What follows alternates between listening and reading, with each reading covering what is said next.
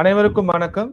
exactpredictions.in ஜோதிட ஆராய்ச்சி இணையதளம் வழங்கும் எண்கணித வகுப்பின் 4ஆம் நாள் நிகழ்ச்சிக்கு உங்களை அன்புடன் வரவேற்கிறேன். ஸோ நேத்து ஈவினிங் கிளாஸ் வைக்க முடியல, அதை நம்ம காம்பன்சேட் பண்ணுவோம். ஓகே, நம்ம 3 செஷன் முடிச்சிருக்கிறோம். இந்த 3 செஷன்ல இப்போ இந்த லாஸ்ட் 2 டேஸ்ல நிறைய பேர் சேர்ந்துருக்கிறாங்க. அவங்க எல்லாருக்கும் என்னுடைய வாழ்த்துக்கள். இந்த புதுசா சேர்ந்திருக்கிறவங்க அந்த பழைய 3 வீடியோவை பார்த்துருங்க. எல்லாருக்கும் merlinanalytics.in வெப்சைட்ல ஆக்சஸ் கொடுத்துருக்குறேன். அந்த வெப்சைட்ல நீங்க லாகின் பண்ணீங்கன்னா உங்களுக்கு நிறைய கோர்சஸ் இருக்கும். ஃபர்ஸ்ட் ஜாமக்கோல் இருக்கும், அப்புறம் பஞ்சபக்ஷி இருக்கும், திருமண பொருத்தம், அப்புறம் exact prediction certified astrologer program, அப்புறம் பைத்தான் கிளாஸ் கூட ஆக்சஸ் கொடுத்துருக்குறேன் சில பேருக்கு நினைக்கிறேன் எல்லாருக்கும். அப்புறம் இப்போ நியூமராலஜி கொடுத்துருக்குறோம். சற்றேறக்குறைய 200-300 வீடியோஸ், எனக்கு கவுண்ட் சரியா ஞாபகம் இல்லை. பல்வேறு தலைப்புகள்ல நம்ம எடுத்த ஸ்பெஷல் கிளாஸஸ் அப்ராக்சிமேட்டா ஒரு 20,000 ரூபாய் ஒர்த்துள்ள வீடியோஸ் ஆக்சஸை இந்த வகுப்புல இணைந்தவர்களுக்கு நம்ம காம்ப்ளிமெண்டா கொடுத்துருக்குறோம். ஸோ அது எல்லாத்தையும் நீங்க படிச்சு பார்த்துக்கிட்டீங்கன்னா உங்களுக்கு அந்த ஜாமக்கோல் பார்க்கறதோ பஞ்சபக்ஷி சூட்சமங்கள் எல்லாமே புரியும். அதெல்லாம் பார்த்து முடிக்கிறதுக்கு எப்படியும் உங்களுக்கு 1 மாசம் ஆகும். ஆனா நான் பர்சனலா என்ன சஜஸ்ட் பண்றேன்னா, டைம் கிடைக்கும் போது படிச்சிருங்க. ஏன்னா அதுல இருக்கிற கண்டென்ட் எல்லாமே ரொம்ப நல்ல கண்டென்ட். நிறைய பேர் பயனடைந்த ஒரு வகுப்புகளை தான் உங்களுக்கு நான் கொடுத்துருக்கேன். சரியா? நியூமராலஜி படிக்கிறதுக்கு மட்டும் இல்லாம அதையும் பாருங்க. இதே இம்பார்ட்டன்ஸ் கொடுத்து அந்த வீடியோஸையும் பாருங்க. You will learn more. நிறைய பிரபஞ்ச ரகசியங்கள் அதுல நம்ம சொல்லியிருப்போம். எஸ்பெஷலி பஞ்சபக்ஷி கிளாஸ்ல எல்லாம் நிறைய சொல்லி கொடுத்துருக்குறோம். திருமண பொருத்த வகுப்புகள்லயும் நிறைய இருக்கு. ஸோ அதெல்லாம் பாருங்க. அது ஒரு 3 மாசம் மேல படிக்கிற அளவுக்கு வீடியோஸ் அதுல இருக்கு. அதை யூஸ் பண்ணிக்கோங்க. யாருக்காச்சும் லாகின் இன்னும் வரல அப்படின்ற மாதிரி ஃபீல் பண்ணியிருந்தீங்கன்னா எனக்கு பர்சனலா சொல்லுங்க. நாளைக்கு காலையில பர்சனலா திருப்பி ஒரு தடவை செக் பண்ணிட்டு அனுப்புறேன். பொதுவா உங்களோட லாகின், உங்க இமெயில் ஐடி, உங்க லாகின் பண்ணும்போது உங்களோட ஃபோன் நம்பர் தான் யூசர் நேமா கொடுத்துருப்பேன். உங்க country code plus phone number கண்டினியூஸா இந்தியானா 10 டிஜிட் நம்பர் 91 கொடுத்து பிளஸ் உங்க ஃபோன் நம்பர் தான் உங்களோட யூசர் நேமா இருக்கும். பாஸ்வேர்டு தனித்தனியாக அனுப்பிச்சிருக்கிறேன். அதை லாகின் பண்ணிக்கிறோம். உங்கள் பாஸ்வேர்ட் சேஞ்ச் பண்ணணும்னா நான் மாற்றி தருவேன். அதுக்கு ஆப்ஷன்ஸ் இருக்கு, நான் பண்ணி தருவேன். கூடுமான வரைக்கும் இதை வேற யாருக்கும் ஷேர் பண்ணாதீங்க, நீங்க மட்டும் யூஸ் பண்ணுங்க.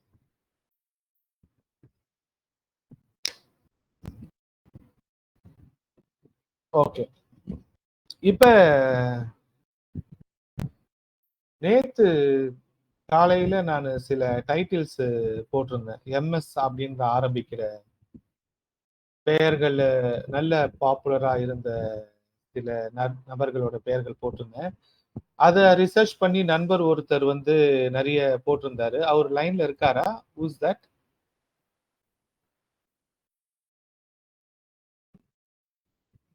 சிங்கப்பூர்ல இருந்து கலந்துகிட்டவர் நினைக்கிறேன். சார் பேர் சொல்லுங்க சார். சார் பன்னீர். அதை பத்தின உங்களுடைய விஷயங்களை கொஞ்சம் நீங்க ஷேர் பண்றீங்களா? எல்லாரும் கேட்கிறோம். அந்த உங்களுக்கு நான் அனுப்பி வச்சிருங்களா? நான் உங்களுக்கு அனுப்பி வச்சிருங்களா? ஆமா ஆமா, அதை கொஞ்சம் நீங்க சொல்லுங்க. நீங்க என்ன நீங்க உணர்ந்தீங்க, நீங்க அதுல இருந்து என்ன கத்துக்கிட்டீங்க அப்படின்னு சொல்லுங்க. அந்த நீங்க ஆராய்ச்சி பண்ணதுல. நான் ஜோதிடத்துக்கே புதுமை தான். நான் இப்பதான் ஒரு 8 மாதமாக அடிப்படை வகுப்புல இருந்து வந்துட்டு இருக்கேன். இங்க ஒருத்தர் எங்களுக்கு மலேசியாலயே ஒரு ஜோதிடர் சொல்லி கொடுத்துட்டு வர்றாங்க. ஆனா எனக்கு இந்த பெயரியல் ஜோதிடத்துல அதிகமான ஆர்வம் கோவை பண்டிட் விஜய் அவர்களுடைய வீடியோக்கள்லாம் நான் அடிக்கடி பார்த்து நோட்ஸ் எடுக்கிறது வழக்கம் உண்டு. ஸோ மற்றபடிக்கு அவர் எப்படி கனெக்ட் பண்றாரு, அதுக்கப்புறம் பெயரியல் ஜோதிடங்கள்ல எப்படி அதை எடுக்கிறாங்கன்னு சொல்லி பார்க்கும்போது தான் உங்களுடைய வகுப்புல நியூமராலஜில பெயர் வைக்கிறது எப்படிங்கிறது சாப்டர் வந்தப்போ நான் அதை கொஞ்சம் கனெக்ட் பண்ணி பார்த்து உங்ககிட்ட பகிர்ந்துருந்தேன். அது ஓகே. இப்ப நீங்க அந்த எம்எஸ் சுப்புலட்சுமி, எம்எஸ் டோனி அந்த விஷயங்கள்ல நீங்க தீர ஆராய்ஞ்சு போட்டிருந்தீங்கல்ல. எக்ஸெல்ல போட்டு ஒரு ஸ்கிரீன்ஷாட் போட்டிருந்தீங்கல்ல. ஆமாங்க. அதுல நீங்க என்ன உணர்ந்தீங்க? அதோட சக்சஸ் என்ன? அந்த பெயரியல்ல எம்எஸ் போடுறது எந்த வகையாக வெற்றி கொடுக்குது அப்படின்றத நீங்க உணர்ந்தீங்க? அதுல வந்து இந்த எம் அப்படிங்கிறத வந்து நானு முழு பெயராகவே எடுத்து அவங்களுடைய ஷார்ட் நேம் இல்லாம முழு பெயர் வந்து அந்த மா, மு, மே வரிசையில் வருகின்ற மக நட்சத்திரத்தினுடைய கேது சாரம் இருப்பதாக நான் வந்து ஒரு புரிதல வந்து எடுத்துக்கிட்டேன். ஓகே. ஸோ எனக்கு சந்தோஷமா இருந்துச்சு. நான் ஒரு சின்ன ஒரு இன்ட் குடுத்தோன்னா, அத நீங்க கொஞ்சம் ரிசர்ச் பண்ணி எடுத்து, அந்த பெயர்களோட முழு பெயர்கள் எல்லாம் எடுத்து ஆராய்ச்சி பண்ணது, ஐ அம் ஹேப்பி. அதே அந்த அந்த எஃபோர்ட்ட எல்லாரும் போட்டு நெறைய கான்ட்ரிபியூஷன் இந்த குரூப்ல ஆக்டிவா போட்டுட்டு இருந்தீங்கன்னா, அது கொஞ்சம் நல்லா இருக்கும்னு நெனைக்கிறேன். ஸோ நீங்க பண்ண மாரியே தொடர்ந்து கன்டின்யூ பண்ணுங்க. அது மாரி மத்தவங்களும் வந்து இந்த குழுவ வந்து ஒரு ஒரு ஆக்கப்பூர்வமான ஆராய்ச்சி பதிவுகள போடுங்க. இந்த வாரங்கள்ல. சரியா? நீங்க நியூமராலஜில என்ன ஆராய்ச்சி பண்ணீங்க? உங்களுடைய ஆராய்ச்சியில என்னென்ன நீங்க கத்துக்கிட்டீங்க? அது விஷயங்களையும் நீங்க இங்க ஷேர் பண்ணலாம். சரியா? சரிங்க. ஸோ அதுதான் நம்ம சொல்ல வந்தது. பொதுவா வந்து இந்த இனிஷியல்ஸ் நம்ம ஒரு கேப் குடுத்து சொல்றோம் இல்லையா? நம்ம நார்மலா ஒரு பேர் சொல்லும் பொழுது, M S. Dhoni, M S. Viswanathan, M S. Subbulakshmi, M S. Saminathan அப்படின்னு நம்ம சொல்லும் பொழுது, ஒரு நானோ செகண்டாச்சும் சவுண்ட் கேப் கொடுக்குறோம்ல. M, S, M S. அந்த அதுல சேர்த்து சொல்றதா இருந்தாலும், அந்த அதுக்கு ஒரு ஒலியியல்ல ஒரு வேல்யூ இருக்கு. அப்ப அந்த பர்ட்டிகுலர் கிரகத்த மட்டும் தனியா ஹானர் பண்ற மாரி மீனிங்ஸ் வந்துரும். இப்ப மொத்தமா ஒரு 10 எழுத்துக்கள் இருக்கின்ற ஒரு வார்த்தை சேர்த்து ஒரு பெயரை நம்ம ப்ரொனவுன்ஸ் பண்றதுக்கும், இனிஷியல நம்ம டக்குன்ட்டு ஒரு எழுத்தோ 2 எழுத்தோ ப்ரொனவுன்ஸ் பண்றதுக்கும் வெயிட்டேஜ் அதிகமா இருக்கு. கரெக்ட்டா? அப்ப நம்ம ஒவ்வொரு தடவை இனிஷியல சொல்லும் பொழுதும், நம்ம டைரக்ட்டா அந்த பிளானட்ட சம்மன் பண்ற மாரி தான். சரியா? அப்ப எம்எஸ் அப்படின்னும் பொழுது, நம்ம என்ன பண்றோம்? ராகுவையும், குருவையும் சம்மன் பண்றோம். அப்ப ஒவ்வொரு தடவை அந்த பெயரை உச்சரிக்கும் பொழுதும் நம்ம ராகு, குரு அது 2த்தையும் சம்மன் பண்ற மாரி ஒரு மீனிங் வரும்போது, அந்த இயற்கையிலேயே அந்த காம்பினேஷனுக்கு வெயிட்டேஜ் அதிகமா வருது. இப்ப ஏ வெறும் ஏ குடுத்து இனிஷியல் ஏ திருமுருகன் அப்படின்னும் பொழுது, நம்ம சூரியனை டைரக்ட்டா கூப்பிடுற மாரி அந்த மீனிங் வர மாரி நீங்க உருவகப்படுத்தி புரிஞ்சுக்கணும். இப்ப பி. ராமகிருஷ்ணன் அப்படின்னா எடுத்தோன்னே நம்ம சந்திரனை ஹைலைட் பண்ற மாரி நம்ம அங்க புரிஞ்சுக்கணும். நம்ம இனிஷியல கூப்பிடும் பொழுது, நம்ம ஒவ்வொரு தடவை அந்த பெயர்ல அழைக்கப்படும் பொழுதும், அந்த பர்ட்டிகுலர் ஒரு எழுத்து இனிஷியல்னா, டைரக்ட்டா அந்த கிரகத்தை நம்ம பாயிண்ட் பண்ற மாரி மீனிங். அப்ப எத்தனை தடவை நம்ம இனிஷியல் போட்டு கூப்பிடுறாங்களோ, அத்தனை தடவை அந்த கிரகங்களை கூப்பிடுற மாரி தான். சரியா? அப்ப ஒரு ஒரு எழுத்து நம்ம பேச்சு வழக்குல நம்மள கூப்பிடும் பொழுது, நம்ம அந்த கிரகமாக தான் அவங்களுக்கு ரிஃப்ளெக்ட் ஆகுறோம். இப்ப நான் சொல்றது உங்களுக்கு புரியுதா? இப்ப ஏ அப்படின்னு குடுத்து ஏ ராமகிருஷ்ணன்னா, ஏ என்ற எழுத்து சூரியன் ஆயிடுது. அப்ப நீங்க முதல்ல சூரியன் நீங்க அறியப்படுறீங்க. ஃபர்ஸ்ட் எழுத்தே சூரியன் அறியப்படுறீங்க அப்படின்ற மீனிங்ல நீங்க எடுக்கணும். அப்ப இனிஷியல் வச்சு நம்ம பண்ணும் பொழுது, ஏ.ஆர். ரகுமான் அப்படின்னும் பொழுது, தாய், தந்தை அப்படின்ற கான்செப்ட் அது வந்துருது. அவர் எல்லா புகழும் இறைவனுக்கே, எல்லா புகழும் இறைவனுக்கேன்னு சொல்லிடுறாரு இல்லையா? அப்ப அந்த நேம் நம்மள தான் கூப்பிடுறாங்க. பேர் நமக்கு வைக்கிறோம். ஆர் நம்ம ப்ராடக்ட்க்கு வைக்கிறோம். இல்ல ஏதோ ஒரு பிசினஸ் டெர்மினாலஜிக்கு வைக்கிறோம். அப்ப அந்த பேரை கூப்பிடும் பொழுது அந்த கிரகத்தை தான் கூப்பிடுற மாரி. அப்ப அந்த கிரகத்தை கூப்பிடுற மாரி. அப்ப இது ஃபர்ஸ்ட் நம்ம அந்த இனிஷியல் வைக்கும் பொழுது இந்த அடிப்படை விஷயத்தை புரிஞ்சுக்கணும். அந்த ஒரு இனிஷியல் அந்த கிரகத்தை ஃபர்ஸ்ட் கூப்பிடுற மாரி. அடுத்து இனிஷியல் கம்பல்சரியா இருக்கணுமா அப்படின்றது உங்களோட விஷ். அதாவது நம்ம பை ரெக்கார்ட்ஸ் இனிஷியலோட நம்ம வச்சுக்கலாம். கூப்பிடுற பெயர் வந்து இனிஷியலோட கூப்பிடணுமா அப்படின்னா நெசசிட்டி கிடையாது. அப்ப கூப்பிடுற பெயருக்கு வந்து ஒரு கிறிஸ்பா ஒரு பெயரோ இல்ல first name last name middle name இல்லாம கூப்பிடுற மாதிரி நீங்க வச்சுக்கலாம்.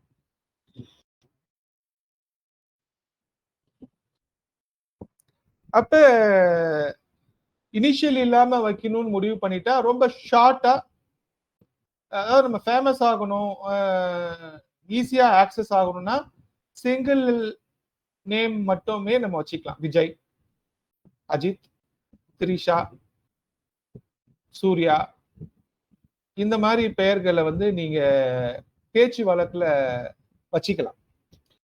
அதுல தப்பு கிடையாது. நீங்க உங்க அப்பா அம்மா பேரு வச்சுட்டாங்க, அதை நம்ம மாத்தலாமா அப்படின்னா அது எந்த விதத்திலயும் மாறாது, அது அப்படியே தான் இருக்கும். சரியா? அது அது உங்களை எந்த விதத்திலயும் இப்ப நீங்க பேர் மாத்துறதுனால உங்களுக்கு நெகட்டிவா ஒன்றும் பண்ண போறது கிடையாது. அதை ஃபர்ஸ்ட் புரிஞ்சுக்கோங்க. அப்ப நம்ம பாசிட்டிவா வைக்கும் பொழுது ஒரு மனிதனுக்கு 100 பெயர்கள் கூட இருக்கு. ராஜராஜ சோழனுக்கெல்லாம் நூற்றுக்கணக்கான பெயர்கள் இருந்துச்சு. அப்ப அரசர்களுக்கு நூற்றுக்கணக்கான பெயர்கள் இருக்கு, போற்றி பாடுவாங்கல்ல. அப்ப நம்ம வந்து ஒரு 4-5 பேர் வச்சுக்கிறதுல தப்பு இல்லை. இப்ப நியூமராலஜி நம்ம பார்க்கணும்னு முடிவு பண்ணிட்ட பிறகு பல எக்ஸ்பெரிமெண்ட்ஸ் நம்ம பண்ணி பார்த்துக்கலாம். நமக்கு பிடிச்ச மாதிரி 2-3 தடவை நம்மளே யோசிச்சு வேற வேற பெயர்கள் நமக்கு பிடிக்குதான்னு யோசிக்கலாம். அதை மற்றவங்களுக்கு சொல்றதுக்கு முன்னாடி நம்மளே ஒரு நோட்ல வந்து எழுதி பார்த்துக்கலாம். ஒரு மாசம் ஒரு பெயரை வச்சு நம்மளே மற்றவங்களுக்கு டிக்ளேர் பண்ணணும்னு அவசியம் இல்லை. நமக்கு ஃபர்ஸ்ட் அது பிடிக்குதா அப்படின்னு நீங்க யோசிச்சு எழுதி பார்க்கலாம். அப்புறம் எழுதிக்கிட்டே இருக்கும்போது அடுத்த நாள் இன்னொரு பேர் வரும், அந்த பேரை உட்காந்து எழுதி பார்த்துக்கிட்டு இருக்கலாம். அது மாதிரி நூற்றுக்கணக்கான பேர்கள் கூட நீங்க பரிசீலனை பண்ணலாம். ஃபைனலா வந்து உங்களுக்கு இந்த ஆராய்ச்சிக்குள்ள போயிட்டீங்க, உங்களுக்கு ஒரு பேர் மாத்தணும், இல்ல உங்க பிசினஸ்க்கு ஒரு பேர் வைக்கணும் அப்படின்னு நீங்க முடிவு பண்ணிட்டீங்கன்னா ஒரு மாசம் கூட யோசிங்க. எத்தனை பேர் தோறுதோ அத்தனை பேரையும் எழுதுங்க. எழுதி அதை அழகா அப்படியே நேரோ டவுன் பண்ணிக்கிட்டே வாங்க. அந்த நேரோ டவுன் பண்ணதுல ஃபைனலா உங்களுக்கு மனசுக்கு ஆத்மார்த்தமா ஒரு பேர் பிடிக்கும். Numerology secondary. ஆத்மார்த்தமா உங்களுக்கு ஒரு பேர் பிடிக்கும், அந்த பேரை நியூமராலஜி ஃபைனலா பாருங்க. சரியா? சோ அந்த பேர் வந்து உங்களுக்கு ஆத்மார்த்தமா பிடிச்சிருச்சுன்னா, உங்களுக்கு பிடிச்சிருச்சு அப்படின்னா அது என்ன நியூமராலஜி நம்பர் வருதோ அந்த நம்பர் வந்து உங்களுக்கு லக்கா வருதான்றது அதுக்கப்புறம் ரிசர்ச்க்குள்ள நம்ம போகலாம். சரியா? அந்த நம்பர் வந்து உங்களுடைய எதிர்கால டிசையர்ஸுக்கு ஏத்த பிளானட்டை இண்டிகேட் பண்ணுதான்னு பார்த்துக்கிட்டோம். அது மேட்ச் ஆச்சுன்னா அது போயிடலாம். சரியா? ஓகே. இப்ப ஒரு நியூமராலஜி பார்க்கிறதுக்கு நான் ஒரு செக்லிஸ்ட் கொடுக்குறேன் அப்படின்னு சொன்னேன் இல்லையா? அதெல்லாம் நான் உங்களுக்கு இந்த மெர்லின் அனாலிட்டிக்ஸ்ல இந்த வாரத்துல அப்லோட் பண்ணுவேன். சரியா? மெர்லின் அனாலிட்டிக்ஸ்ல நான் நிறைய ப்ரோக்ராம் அப்லோட் பண்ணுவேன். உங்களுக்கு குட்டியா ப்ரோக்ராம்ஸ் எழுதியிருக்கிறேன். அதெல்லாம் நீங்க எப்படி யூஸ் பண்றதுன்னு நான் சொல்றேன். இப்ப இன்னைக்கு கிளாஸ்ல கூட ஒரு ப்ரோக்ராம் உங்களுக்கு நான் சொல்றேன். இந்த ஸ்கிரிப்ட் எல்லாம் எக்ஸிக்யூட்டபிள் ஃபைலா கன்வெர்ட் பண்ணி நான் உங்களுக்கு அந்த மெர்லின் அனாலிட்டிக்ஸ் செக்ஷன்ல போடுவேன். நீங்க டவுன்லோட் பண்ணி யூஸ் பண்ணிக்கலாம். சரியா? நிறைய குட்டி டூல்ஸ் எழுதி தருவேன். இந்த வாரமும் அடுத்த வாரமும் நான் தருவேன், யூஸ்ஃபுல் டூல்ஸ். இப்ப நீங்க ஃபர்ஸ்ட் உங்களுடைய ஜாதகத்தை நீங்க இது வரைக்கும் பல பேர் ஜோதிடர்கள் கிட்ட கொடுத்து ஆராய்ச்சி பண்ணிருப்பீங்க. நீங்களே வந்து டிஃப்ரெண்டா ஏதோ ஒரு யூடியூப் பார்த்து யாராச்சும் ஒரு யூடியூப்ல ஒருத்தவங்க வந்து ஒரு விதி சொல்லியிருந்தாங்கன்னா அந்த விதி நம்மளுடைய ஜாதகத்துல அப்ளை ஆகுதான்லாம் நீங்க பார்த்துருப்பீங்க. சரியா? ஸோ இப்போ நீங்க என்ன பண்ணுங்க, இன்னைக்கு இப்போ நான் கிளாஸ் எடுக்கிறேன், இன்னைக்கோ இல்லை நாளைக்கோ நீங்க எக்ஸசைஸா என்ன பண்ணுங்க, ஒரு ஒயிட் ஷீட் எடுத்துக்கோங்க. எடுத்துட்டு ஃபர்ஸ்ட் உங்க டேட் ஆஃப் பர்த்ல அந்த பிறந்த நாள், அந்த பிறந்த நாளை ஃபர்ஸ்ட் எழுதிட்டு அந்த நாள் எந்த கூட்டுனா என்ன கிரகத்துக்கு வருதோ அந்த கிரகத்தை எழுதிட்டு அடுத்து ஃபுல் டேட் ஆஃப் பர்த், அந்த ஃபுல் டேட் ஆஃப் பர்த்தை கூட்டி இப்போ 29/10/1977 அப்படின்னா அது மாதிரி கூட்டி அந்த நம்பரை எழுதிடுங்க. அது என்ன கிரகத்துக்குன்னு எழுதுங்க. அதுக்கு அடுத்து நீங்க பிறந்த நேரம் எக்ஸாக்டா தெரிஞ்சுதுன்னா அந்த நேரத்தோட அவரை மட்டும் கூட்டி அது என்ன கிரகம் அப்படின்றத நோட் பண்ணி வைங்க. நீங்க என்ன மினிட்ஸ்ல பிறந்தீங்கன்னு எக்ஸாக்டா தெரிஞ்சதுன்னா அந்த மினிட்ஸ் ரெண்டத்தும் என்ன கிரகத்தை கூட்டி வருது அந்த என்ன நம்பரை கொடுக்குதுன்றதை எழுதி வைங்க. அதுக்கடுத்து உங்களோட ஆஸ்பர் சர்டிபிகேட்ல ஒரு பேர் இருக்கும் கவர்மெண்ட் கெசட்ல, கார்பரேஷன் ரெக்கார்ட்லயோ முனிசிபாலிட்டி ரெக்கார்ட்லயோ உங்க 10th சர்டிபிகேட்லயோ இருக்கும். சரியா? எதை நீங்க பயன்படுத்துறீங்களோ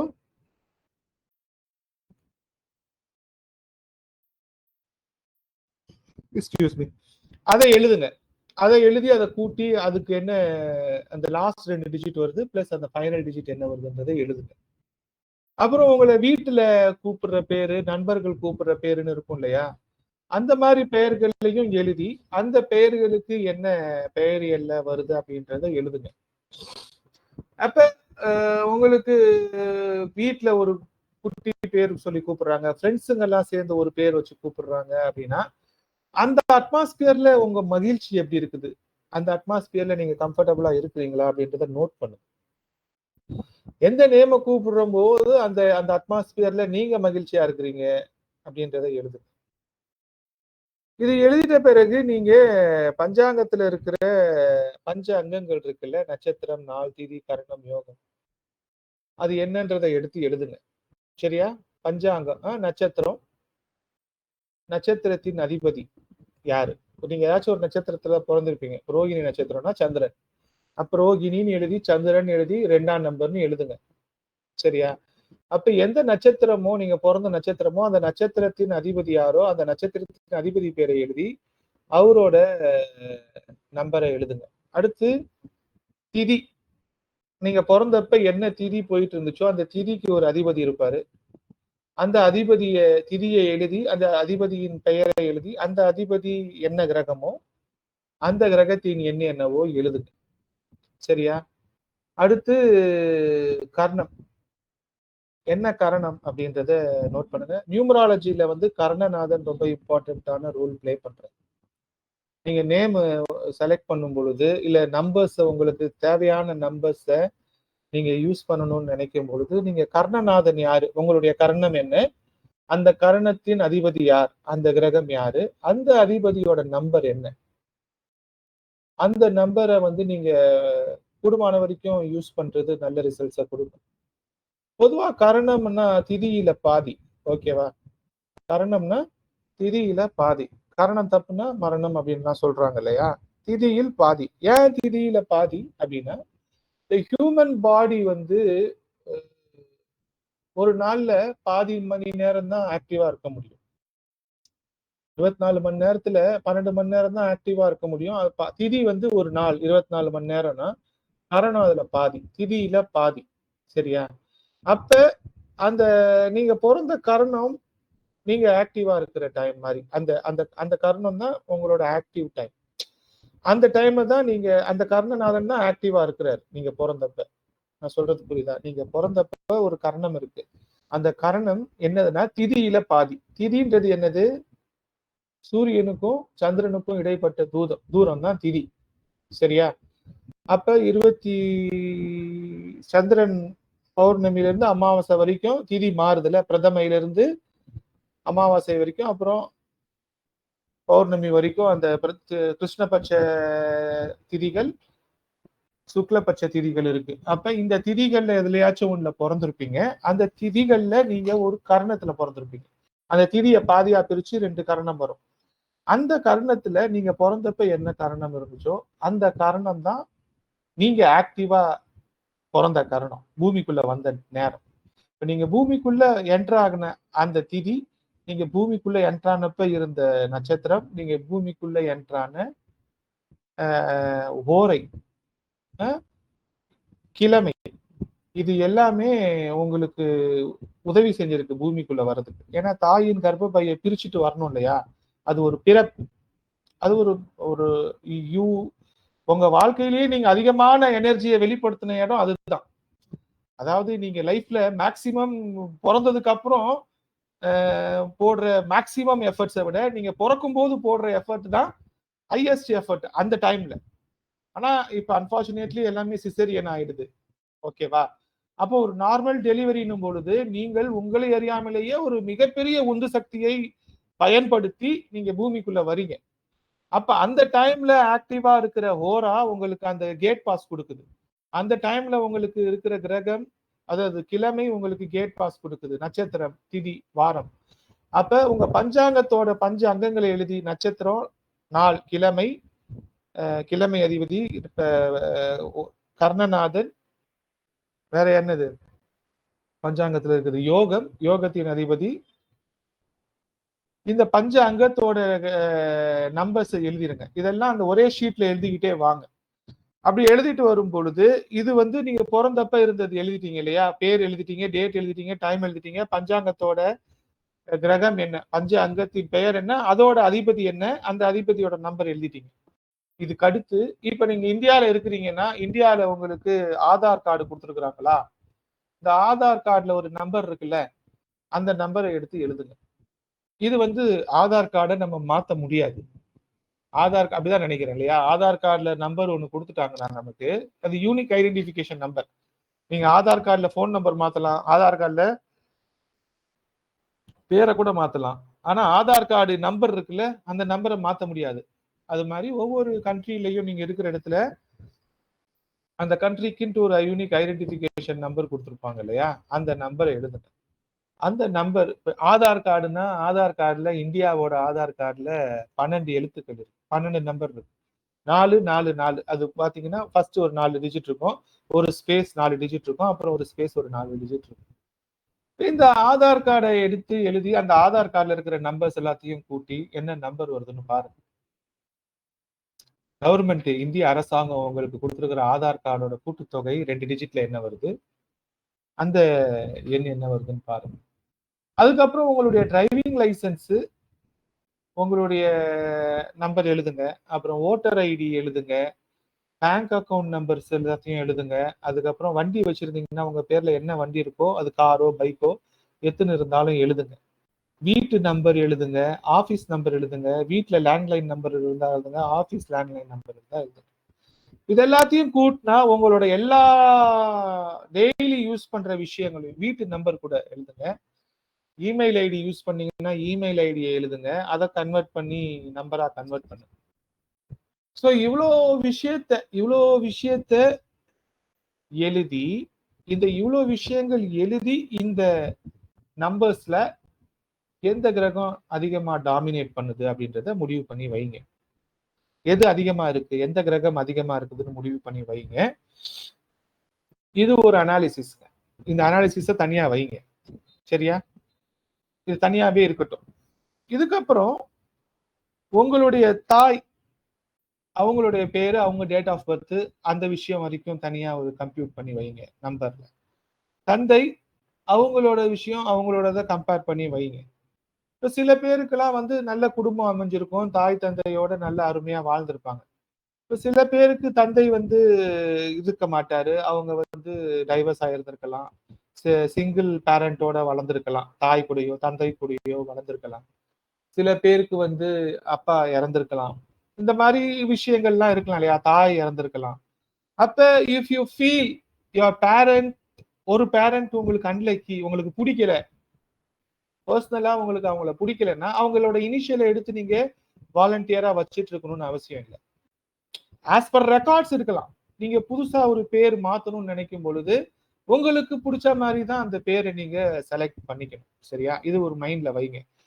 இந்த தாய் தந்தையோட கூட்டுத்தொகை எண்கள் உங்களுக்கு என்ன வருதுன்னு பாத்துக்கோங்க. அது கூடுதலா உங்களுக்கு கெடுதல் செய்யாது. தாயோ தந்தையோ உங்களுக்கு கெடுதல் செய்ய மாட்டாங்க இல்லையா, அந்த நம்பர்ஸ் என்னவோ அந்த நம்பர் உங்களுக்கு கெடுதல், அம்மாவோ அப்பாவோ உங்களை நல்லா தான் பாத்துக்கிறாங்கன்னா தாயின் பெயர் கூட்டுத்தொகை வருகின்ற எண், தந்தையின் பெயர் கூட்டுத்தொகை வருகின்ற எண்ணை நீங்க யூஸ் பண்ணிக்கலாம். தாய் தந்தை உங்களுக்கு செட் ஆகல, அவங்களுக்கு பெரிய லாபம் இல்லைன்னா அவங்களோட கூட்டுத்தொகை எண்ணை கொண்டு வந்து நீங்க திருப்பி இங்க வச்சுக்கணும்னு அவசியம் இல்லை.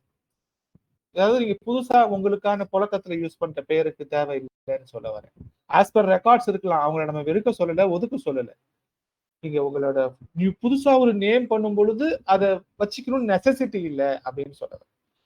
அது மாதிரி உங்களுக்கு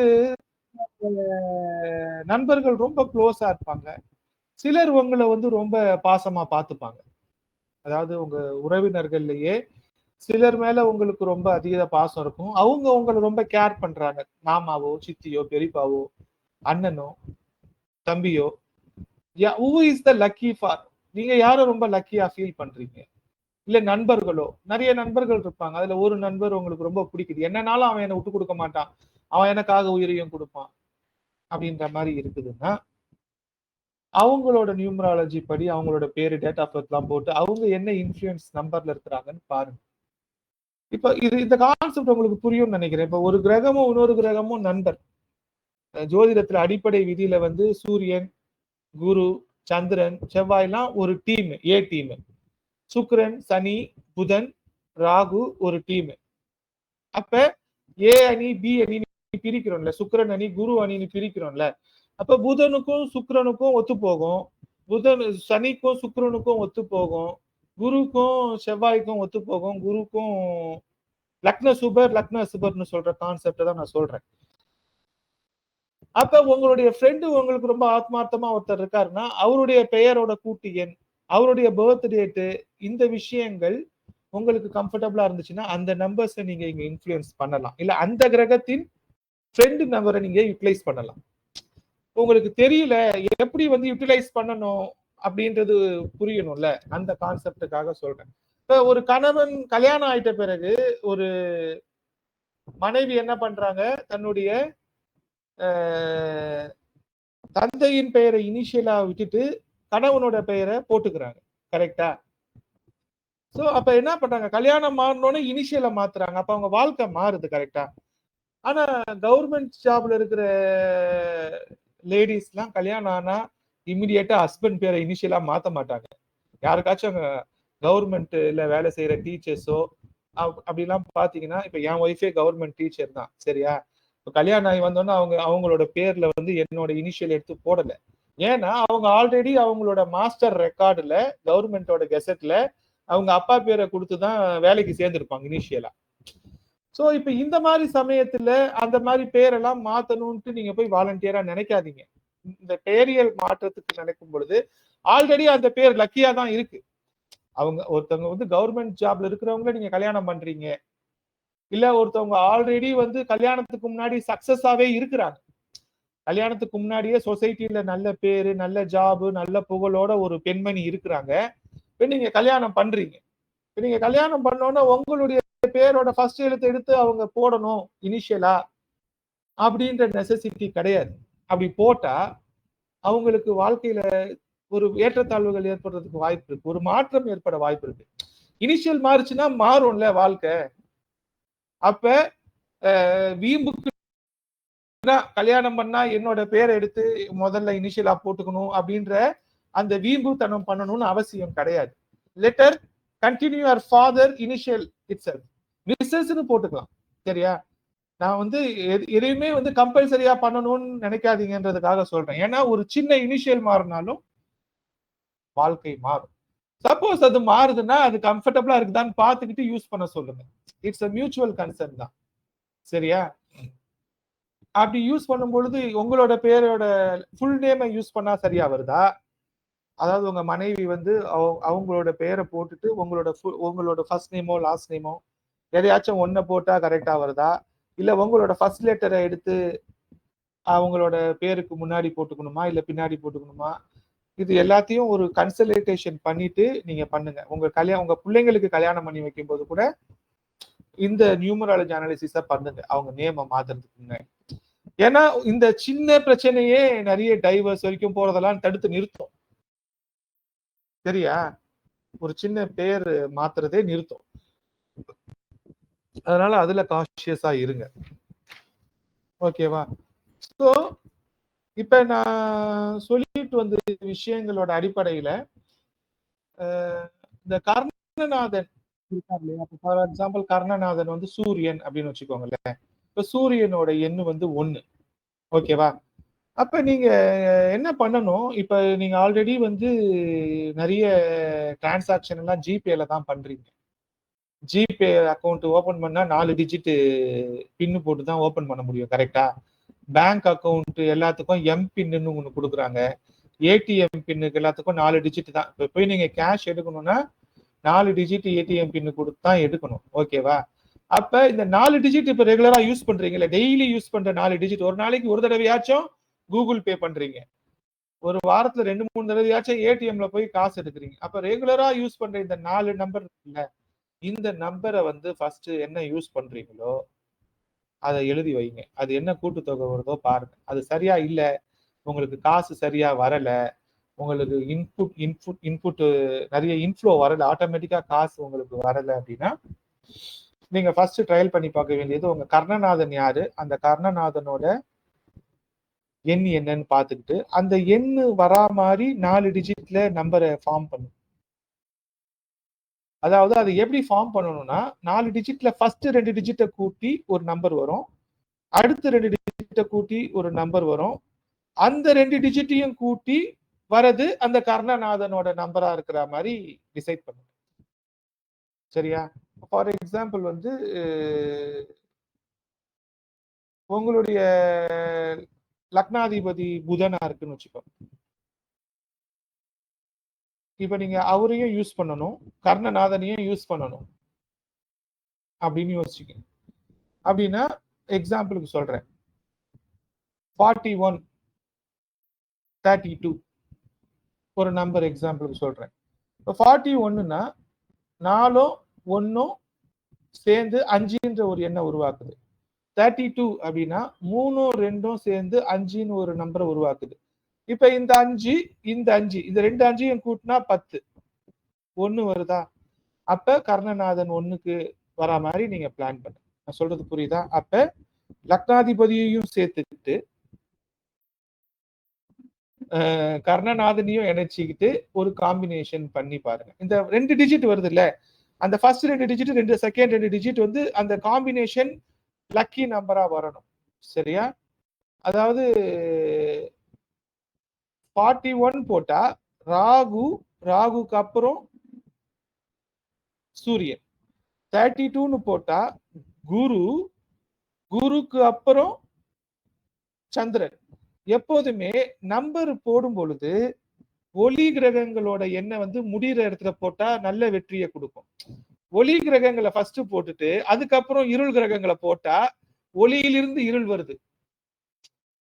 சொல்றது புரியுதா? இப்ப வந்து 41 ஃபர்ஸ்ட் ராகு வந்து ஒரு இருள் கிரகம், ஆனா அது பிரம்மாண்டம், லக்கு.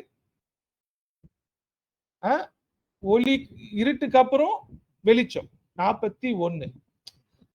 இப்ப குரு வந்து ஒளி கிரகம் கிடையாது, சந்திரன் தான் ஒளி கிரகம். இந்த 23 போட்டா கூட 5 வரும், ஆனா ஃபர்ஸ்ட் ஒளி கிரகத்தை போட்டுட்டு அதுக்கப்புறம் குருவை போடுறோம். இப்ப 32ன்னு போட்டா ஃபர்ஸ்ட் குருவை போட்டு, குரு பிரம்மாண்டம் நல்லவர் சுப கிரகம், அதுக்கப்புறம் ஒளி கிரகம். அப்ப ஒரு எண் ஒளியில முடியணும். இந்த சூட்சமத்தை புரிஞ்சுக்கோங்க. அப்ப எண் யூஸ் பண்ணும் பொழுது அந்த எண்ணை வந்து 2 டிஜிட்டா யூஸ் பண்ணும்போது ஒளி கிரகங்கள் கடைசியா வருது. அது 2 டிஜிட்ல நம்பர் நீங்க ஃபார்ம் பண்றீங்கன்னா 1 2 செகண்டா வர்றது நல்ல ரிசல்ட்ஸ் கொடுக்கும். ஏன்னா ஒளியில முடியுது. புரியுதுங்களா? அப்புறம் இப்படி பாருங்க, இப்ப ராகு கேது அப்படி வருதுன்னா, கேதுனா சின்னது, ராகுனா பெருசு. அப்ப 7 4 அப்படின்னா கேதுல இருந்து ராகு. 47னா ராகுல இருந்து கேது. அப்ப நீங்க 2 டிஜிட் தான் யூஸ் பண்ண போறீங்கன்னா அதுல வந்து என்ன ஆகுது, பெருசுல இருந்து சின்னதாகிற மாதிரி உங்களுக்கு ஒரு வேலையை செய்யணும்னா ராகுல இருந்து கேது இருக்கிற எண்ணெய் யூஸ் பண்ணணும். சின்னதுல இருந்து பெருசா போற வேலையை யூஸ் பண்ணணும்னா கேதுல இருந்து ராகு போற யூஸ் பண்ணணும். அதாவது என்ன பர்பஸுக்கு யூஸ் பண்ணணும். இது வளர போகுது அப்படின்னா வளர போறதுக்கான சின்னதுல இருந்து பெருசு. இப்ப வந்து கீழ் நோக்கு நட்சத்திரங்கள் இருக்குது, மேல் நோக்கு நட்சத்திரங்கள் இருக்குது. அப்ப ஒரு விதை விதைக்கணும் அப்படின்னா கீழ் நோக்கு நட்சத்திரத்துலதான் நீங்க விதைய விதைக்கணும். அதாவது பள்ளம் தோண்டணும், அந்த பர்பஸ் என்ன, நீங்க பண்றது வளரணுமா இல்ல, நான் மாத்தி சொல்றேன் நினைக்கிறேன், விதை விதைக்கணும். இப்போ ஒரு பர்பஸ் வந்து நீங்க தண்ணி போடணும், போர் போடணும், அந்த மாதிரி விஷயங்கள். தண்ணி கீழே இறங்கி போகணுமா கீழ் நோக்கு நட்சத்திரத்துல அதை செய்யணும். மேல் நோக்கி வரணுமா அதை வந்து நீங்க மேல் நோக்கு நட்சத்திரத்துல செய்யணும். சம நோக்கு நாள்னு இருக்கு இல்லையா? நம்ம தின காலண்டர்ல கீழ் நோக்கு நாள், மேல் நோக்கு நாள், சமநோக்கு நாள்னு போடுறாங்கல்ல. எதுக்கு போடுறாங்க? என்ன வேலையை அன்னைக்கு செய்யறீங்களோ கீழ் நோக்கி செய்ய போட்ட வேலையை கீழ் நோக்கு நாள்ல செய்யணும். மேல் நோக்கி போறதுனால மேல் நோக்கு செய்யணும், சமமா இருக்கிறதுனால சமன் செய்யணும். அப்படி இல்லைன்னா எக்ஸ்ட்ரா எனர்ஜியை போடணும். நீங்க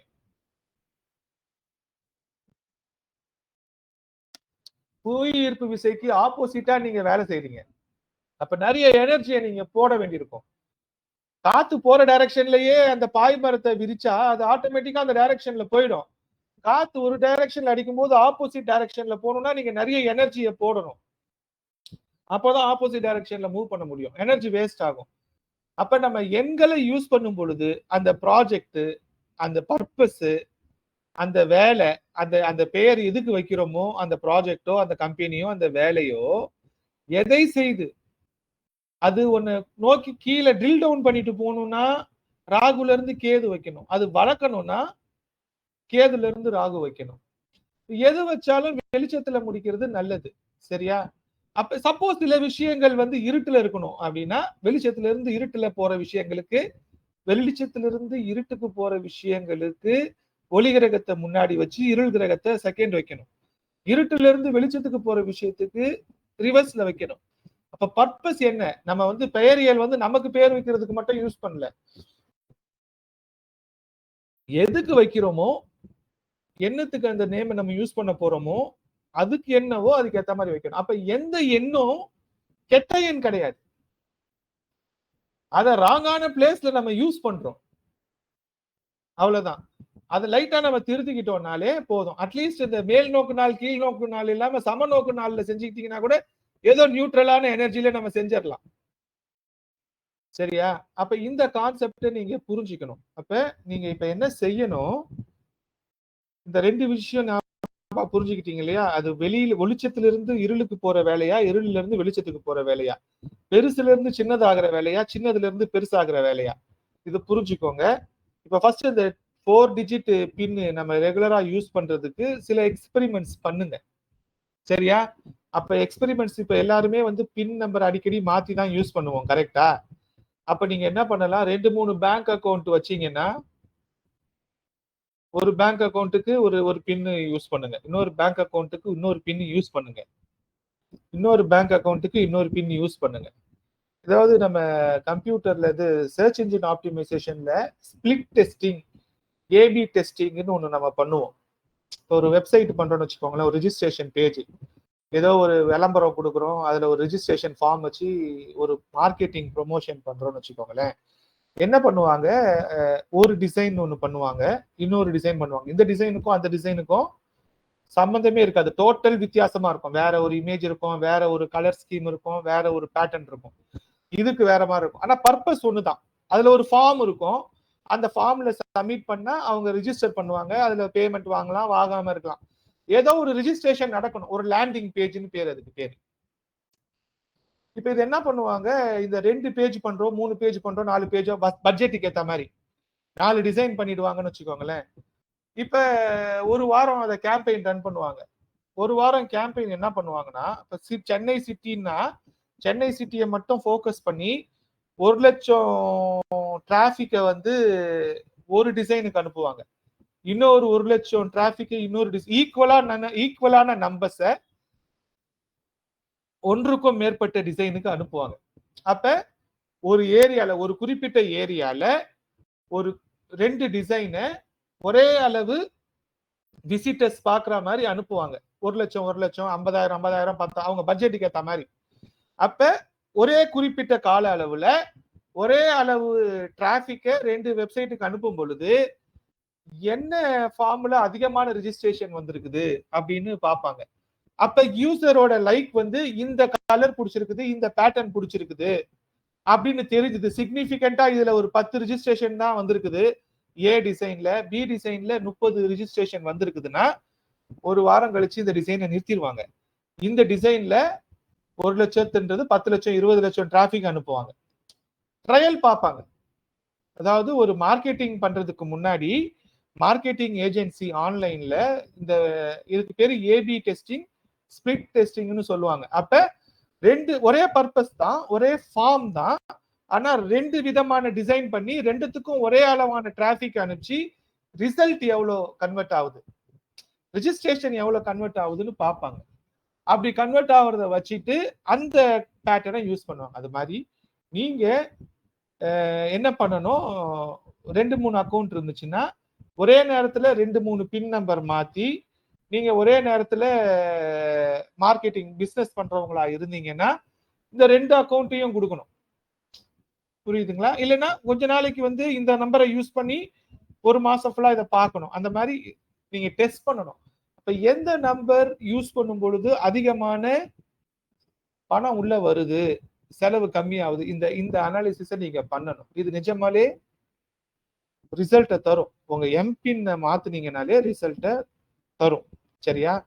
அது மாதிரி போன் நம்பரு மாத்தணும். சரியா? இருக்கிற போன் நம்பர் இல்லாம இமிடியேட்டா நம்மளால ஆதார் நம்பரை மாத்த முடியாது. டக்குன்னு போய் பேங்க் அக்கௌண்ட்டை மாத்த முடியாது. டக்குன்னு வீட்டு நம்பரை மாத்த முடியாது. டக்குன்னு ஒரு வண்டியை வித்துட்டு இன்னொரு வண்டி வாங்க முடியாது. டக்குன்னு செய்யறதுன்னா பின் நம்பரை மாத்தலாம். டக்குன்னு செய்யறதா இருந்தா ஒரு புது சிம் வாங்கலாம். சரியா? இந்த புது சிம் வாங்கும் பொழுது அந்த 10 நம்பர் வந்து 2 டிஜிட்டா பிரிச்சு 10 நம்பர் வந்து 2 டிஜிட்டா பிரிச்சு அந்த 2 நம்பரும் நல்ல காம்பினேஷன்ல இருக்குதா அப்படின்றத பார்த்துட்டு வாங்குங்க. அந்த 10 டிஜிட் வந்து நீங்க 2 டிஜிட்டா பிரிச்சீங்கன்னா 5 போர்ஷன் வரும்ல. அந்த 5 போர்ஷனை வந்து நீங்க என்னமா இமேஜின் பண்ணணும்னா, ஃபர்ஸ்ட் 2 டிஜிட் வந்து நீங்க, ரெண்டாவது 2 டிஜிட் வந்து உங்கள் குடும்பம், மூணாவது 2 டிஜிட் வந்து உங்களுடைய முயற்சி, நாலாவது 2 டிஜிட் வந்து உங்களுடைய சுகஸ்தானம், வீடு, வாகனம், தாய், இவங்கெல்லாம். அந்த 5வது 2 டிஜிட் வந்து உங்க குழந்தைங்க, உங்களுடைய படிப்பு, உங்களுடைய கனவு, காதல், இதெல்லாம். அப்ப நம்ம இந்த காலபுருஷனுக்கு 12 வீடு இருக்குல்ல, இந்த காலபுருஷனுக்கு இருக்கிற 12 வீட்டை நீங்க செல்போன் நம்பர்ல எடுத்து எக்ஸ்ட்ராக்ட் பண்ணும் பொழுது 2 விதத்துல எக்ஸ்ட்ராக்ட் பண்ணலாம். ஒன்னு 2 டிஜிட்டா எடுத்து எக்ஸ்ட்ராக்ட் பண்ணி நீங்க அது எப்படி இருக்குதுன்னு பார்க்கலாம், 5 வீடு வரைக்கும்.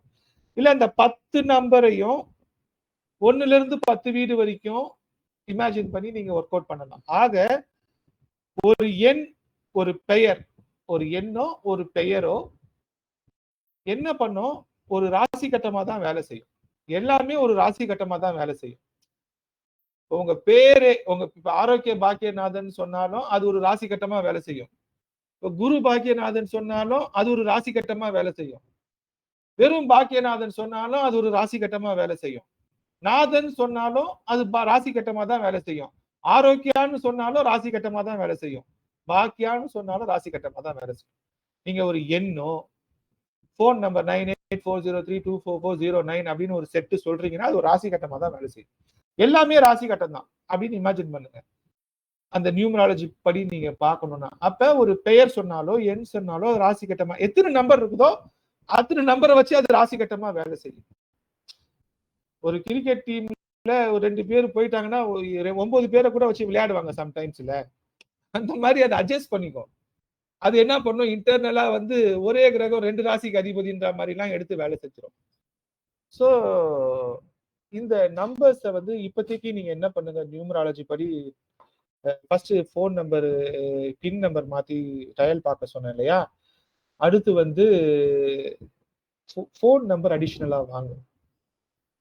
இந்த போன் நம்பர் அடிஷனலா வாங்கும் பொழுது 2 டிஜிட்டா பிரிச்சுக்கோங்க. ஃபர்ஸ்ட் 2 டிஜிட் நீங்க, அந்த 2 டிஜிட் நல்லா இருந்துச்சுன்னா நீங்க நல்லா இருப்பீங்க. அடுத்த 2 டிஜிட் நல்லா இருந்துச்சுன்னா குடும்பம், பண வரவு நல்லா இருக்கும். அடுத்த 2 டிஜிட் நல்லா இருந்துச்சுன்னா உங்களுடைய முயற்சிகள் வெற்றி பெறும், பயணங்கள் வெற்றி பெறும். சரியா? அடுத்த 2 டிஜிட் நல்லா இருந்துச்சுன்னா அம்மா, வீடு, வாகனம் எல்லாம் நல்லா இருக்கும். அதுக்கு அடுத்த 2 டிஜிட் நல்லா இருந்துச்சுன்னா பசங்க நல்லா இருப்பாங்க. இப்ப பசங்க படிக்கவே மாட்றாங்க அப்படின்னா அந்த லாஸ்ட் 2 டிஜிட் உங்க போன் நம்பர்ல அடி வாங்கியிருக்கும். அந்த லாஸ்ட் 2 டிஜிட் நல்லா, நீங்க ரெகுலரா ஒரு நாளைக்கு 100 போன் வருது உங்களுக்கு, நீங்க பண்றீங்க, 100 போன் உங்களுக்கு வருதுன்னா உங்களோட லாஸ்ட் 2 டிஜிட் ரொம்ப வீக்கா இருந்துச்சுன்னா உங்க பசங்க சரியா படிக்க மாட்டாங்க, பசங்க ஏதாச்சும் பிரச்சனை இருக்கிற மாதிரி. அதை மாத்திட்டீங்கன்னா பசங்க படிப்பாங்க. என்னடா இது ஆட்டோவோட கண்ணாடியை மாத்தினா எப்படி, ஆட்டோவோட கண்ணாடியை திருப்பினா எப்படி வண்டி ஸ்டார்ட் ஆகும்னு கேட்கிற மாதிரி கூட இருக்கலாம். பட் இதெல்லாம் நடக்குது. சரியா? அப்ப இந்த நம்பரை ஃபர்ஸ்ட் நல்லா இல்லைன்னா அடிஷ்னலா ஒரு நம்பர் வாங்கி யூஸ் பண்ணுங்க. ஒவ்வொருத்தருக்கும் பர்சனலா இந்த வகுப்புல படிக்கிற ஒவ்வொருத்தருக்கும் பர்சனலா நான் வந்து மொபைல் நம்பர் சஜஸ்ட் பண்றேன். சரியா? உங்களுக்கு கன்சல்டேஷன் தரேன்னு சொல்லியிருக்கிறேன் இல்லையா? உங்களுக்கு தேவையான மாதிரி ஒரு லக்கி நம்பர் கன்சல்டேஷன் பண்றேன். எனக்கு தெரிஞ்ச பாரிஸ்ல இருக்கிற ஏர்டெல் ஷோரூமோ இல்லை வேற ஏர்டெல் ஷோரூம்லயோ நான் சொல்றேன். நீங்களே கூட ஏர்டெல் ஷோரூம்ல போயிட்டு நான் கொடுக்குற நம்பர் இருக்கிற மாதிரி ஒரு சிம் வாங்கிக்கோங்க புதுசா. சரியா? அதை வாங்கி அதை ப்ரீபெய்டா யூஸ் பண்ணுங்க இமீடியட்டா. இது வந்து இந்த வாரத்திலேயே பண்ணுங்க. அடுத்து இந்த பிரைவேட் பேங்க்ல எல்லாம் கரண்ட் அக்கௌண்ட் ஓபன் பண்ணா கொஞ்சம் காசு நிறைய கட்டினா 1 லட்ச ரூபா கட்டுற மாதிரி இனிஷியல் பேமெண்ட் கட்டி மெயின்டைன் பண்ற மாதிரி கரண்ட் அக்கௌண்ட் வாங்குற மாதிரி இருந்தா அவங்க வந்து ஒரு நம்ம கேட்கிற நம்பரே அக்கௌண்ட் நம்பரா தராங்க. இப்பெல்லாம் HDFC பேங்க்ல எல்லாம் தராங்க. சரியா? அப்ப நீங்க ஒரு பிசினஸ் பண்றீங்க, சக்சஸ்ஃபுல்லா பணம் டர்ன் ஓவர் பண்ணணும், ட்ரேடிங் பண்றீங்கன்னா நீங்க இந்த நியூமராலஜி கிளாஸ் முடிஞ்சோடனே உங்களுக்கு என்ன நம்பர்ஸ் எல்லாம் ஒர்க் அவுட் ஆகுமோ அந்த காம்பினேஷன் எல்லாம் பார்த்து இந்த மாசத்தோட முடிவுல அடுத்த மாசம் கூட ஒரு மாசம் எடுத்துக்கோங்க. என்கிட்டயும் கன்சல்ட் பண்ணிட்டு ஒரு பேங்க்ல போயிட்டு உங்களுக்கு ஒரு புது கரண்ட் அக்கௌண்ட் வாங்குறதுக்கு காசு இருக்குது, ரொட்டேஷன் பண்றீங்கன்னா அந்த அக்கௌண்ட் நம்பரே கரண்ட் அக்கௌண்ட் நம்பரே முழு நம்பருமே உங்களுக்கு சாதகமா இருக்கிற மாதிரி நீங்க மாத்தி ஒரு அக்கௌண்ட் வாங்கி ட்ரை பண்ணுங்க. அது கூட பணத்தை ஈர்க்கும். சரியா?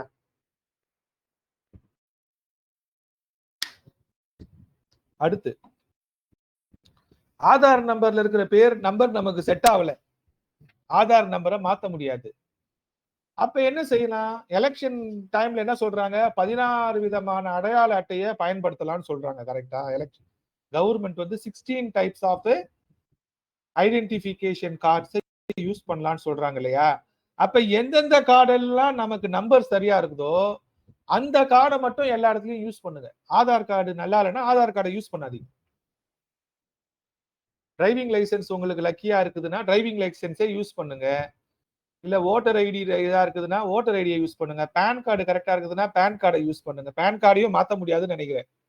ஒரு தடவை பேன் கார்டு வந்துச்சுன்னா பேன் கார்டு நம்பரையும் மாத்த முடியாது, ஆதார் கார்டு நம்பரையும் மாத்த முடியாது. இப்ப நீங்க கம்பெனி ரிஜிஸ்டர் பண்றீங்கன்னா அதுக்கு வர டேன் நம்பரு, அந்த ரிஜிஸ்ட்ரேஷன் நம்பரு, டைரக்டர் நம்பர் எல்லாம் மாத்த முடியாது. சரியா? இப்போ கவர்மெண்ட் டைம்ல நீங்க ஏதாச்சும் ஒண்ணு பண்ண போறீங்கன்னா நல்ல நேரம் பார்க்காம பண்ணாதீங்க. அதாவது எப்ப ரிஜிஸ்டர் ஆகுனே தெரியாது. நீங்க வந்து கம்பெனி ரிஜிஸ்டர் பண்றேன்னு சொல்லிட்டு எல்லா ஃபார்மையும் ஃபைன் பண்ணுவீங்க. அது சிஸ்டம் ஜெனரேட்டடா ஜெனரேட் ஆகி வரும் பொழுது ஒரு நம்பர் ஜெனரேட் ஆகி வரும்ல, உங்களுக்கு இமெயில் வரும், உங்க அக்கௌண்ட் கிரியேட் ஆயிடுச்சு, this is your permanent identification number அப்படின்னு வரும்ல. அதுதான் அந்த கம்பெனி பிறந்த நேரம், அதுக்கு உயிர் வந்த நேரம், அந்த இமெயில் வர நேரம் தான். அப்ப அது நல்ல நேரமா வரலன்னா அது ஒரு பஞ்சாயத்து, அதுல அந்த நம்பர் நமக்கு செட் ஆகலைன்னா அது ஒரு பஞ்சாயத்து இருக்கு. அப்ப அந்த விஷயங்கள் நம்ம செய்யும் பொழுது கூடுமான வரைக்கும் முகூர்த்தங்கள் பார்த்து நல்ல முகூர்த்தத்துல பண்ணும்போது அது நல்ல ரிசல்ட்டாவே வரும்ன்ற மாதிரி ஒரு நம்பிக்கை இருக்குது. அதனாலதான் முகூர்த்தம் பாக்குறாங்க. சரியா? அப்ப கவர்மெண்ட் ஐடென்டிபிகேஷன் நம்பர்ஸ்ல எந்த கார்டு நமக்கு அதிகமான லக்கியா இருக்கோ அந்த கார்டை நீங்க அதிகமா யூஸ் பண்ணலாம். சரியா? இது ஒரு நல்ல மெத்தடு. இதுல அடுத்து நீங்க என்ன செய்யலாம் அப்படின்னா ட்ரையல் பார்க்கறதுக்கு, ட்ரையல் பார்த்துட்டு பண்றதுக்கு என்ன செய்யலாம் அப்படின்னா ஒரு பேர் மாத்தணும் அப்படின்னு நீங்க முடிவு பண்ணிட்டீங்கன்னா அந்த பேர்ல ஒரு ஃபேஸ்புக் அக்கௌண்ட்டோ, அந்த பேர்ல ஒரு ட்விட்டர் அக்கௌண்ட்டோ, அந்த பேர்ல அந்த எண் வரா மாதிரி ஒரு சோசியல் மீடியா அக்கௌண்ட் பண்ணி அதுல சில டெஸ்ட் பண்ணி பாருங்க. அப்படி இல்லைன்னா உங்க பேர்லயே ஒரு இந்த பிட் நோட்டீஸ் எல்லாம் அடிச்சு கொடுப்பாங்க இல்லையா? இப்ப அந்த மாதிரி ஏதாச்சும் பிட் நோட்டீஸ் எல்லாம் அடிச்சு, இப்ப கோயில் திருவிழாவுக்கு நீங்க ஒரு 1000 ரூபாய் டொனேஷன் கொடுக்குறீங்க, அதுக்கு பிட் நோட்டீஸ் அடிச்சு கொடுப்பாங்க. அந்த பிட் நோட்டீஸ் அடிச்சு நிறைய டிஸ்ட்ரிபியூட் பண்ற மாதிரி எல்லாம் பண்ணுவாங்கல்ல, அந்த மாதிரி ஏதாச்சும் பிட் நோட்டீஸ் அடிச்சு உங்க பேரை நீங்க போடணும்னு நினைச்சீங்கன்னா நீங்க புதுசா மாத்தணும்னு நினைக்கிற அந்த பேரை வந்து அந்த பிட் நோட்டீஸ்ல போட்டு ஒரு 5000 10,000 அடிச்சு சர்க்குலேட் பண்ணிப்பாரு. ஏன்னா இது அச்சில போகும் பொழுது அது ரிசல்ட்ஸை கொடுக்கும். இது எல்லாமே நம்ம டெஸ்ட் பண்ணி பார்த்துட்டு கொஞ்ச நாள் டெஸ்ட் பண்ணி பார்த்துட்டு ஒரு 3 மாசம் ப்ராஜெக்டா வச்சுக்கணும். நம்ம நேம் மாத்துறது அப்படின்றத குறைஞ்சபட்சம் 3 மாசம் ப்ராஜெக்டா வைக்கணும். எடுத்தோன்னே ஒரு நாள்ல மாத்துறது கிடையாது. ஏன்னா நம்ம தெளிவா செய்யணும். முடிவு எடுத்துட்டா அது கிளியர் ரிசல்ட்ஸ் வரணும். அட்லீஸ்ட் ஒரு 10 வருஷத்துக்கு 20 வருஷத்துக்கு அந்த பேர் மாத்தினா அது நமக்கு ரிசல்ட்ஸை கொடுக்கணும். 20 வருஷமாச்சும் கொடுக்கணும். அப்படின்னா அதை நம்ம ஒரு 3 மாசம் அதுக்காக ஸ்பெண்ட் பண்றதுல தப்பு கிடையாது. கரெக்டா? அதுதான் முக்கியம். ஒரு நல்ல பெயர் தான், நல்ல எண்ணு தான் குட் ஸ்டார்ட். அப்ப அது அமையற வரைக்கும் நம்ம தேடுறதுல தப்பு கிடையாது. ஸோ இந்த கான்செப்ட்ல நீங்க என்ன பண்ணுவீங்க, உங்களுடைய ரிசல்ட்ஸ் எல்லாத்தையும் நீங்க பாருங்க. நான் வந்து உங்களுக்கு ஒரு சின்ன ப்ரோக்ராம் பண்ணியிருக்கிறேன் இன்னைக்கு. அந்த ப்ரோக்ராம் இப்ப ஃபர்ஸ்ட் காட்டுறேன். என்னோட ஸ்கிரீனை ஷேர் பண்றேன்.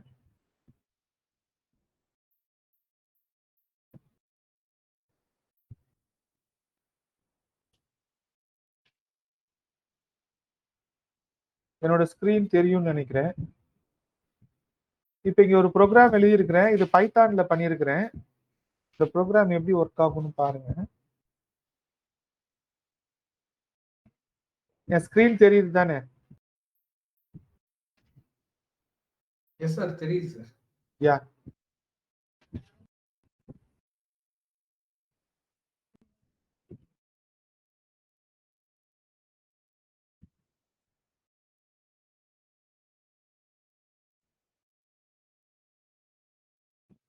நான் இன்னைக்கு தான் எழுத ஆரம்பிச்சேன் இந்த ப்ரோக்ராம். இது ஒரு ஷேப்புக்கு வந்திருக்கு. இன்னும் இதுல நிறைய மாடிஃபிகேஷன்ஸ்லாம் பண்ணி தருவேன். இது மாதிரி நிறைய ப்ரோக்ராம் தருவேன் நான் இந்த வகுப்பு முடியும் பொழுது. ஃபார் எக்ஸாம்பிள் இந்த ப்ரோக்ராம் ரன் பண்ணோன்னே இந்தியன் நியூமராலஜி நேம் ஜெனரேட்டர்னு இதுக்கு பேர் வச்சிருக்கோம். சரியா? Enter the base name. For example நான் ஆரோக்கியா அப்படின்னு கொடுக்குறேன். கொடுத்துட்டு 1ல இருந்து 9க்குள்ள இருக்கிற நேமா ஜெனரேட் பண்ணி கொடுக்கணும்னு சொல்றேன். அப்போ 1 to 9 enter the desired numerology நம்பர்னு கொடுக்குறோம். இப்போ 1ன்னு வச்சு நான் என்டர் அடிச்சேன்னா இந்த ஆரோக்கியா என்ன பண்ணுது, AOOKIA ARCKIA ARGIKIA, அதாவது இந்த ஆரோக்கியான்ற அந்த எழுத்தை வச்சுக்கிட்டு அந்த எழுத்தோட ஒலி போனட்டிக் சவுண்ட்ல எந்தெந்த வார்த்தைகளை எழுத்துக்களை மாத்தி போட முடியுமோ போட்டு, ஆனா கூட்டுனா ஒண்ணுதான் வரும். இப்ப இது ஒரு 17 பேர் கொடுத்துருக்கு இல்லையா? இப்ப இந்த பேரை நான் காப்பி பண்ணி நான் வந்து நம்ம நியூமராலஜி கவுண்ட் நம்ம ப்ரோக்ராம் எக்ஸாக்ட் ப்ரெடிக்ஷன்ஸ்ல வச்சிருக்கிறோம் இல்லையா? ஃபார் எக்ஸாம்பிள் நான் அதுல போட்டு காட்டுறேன்.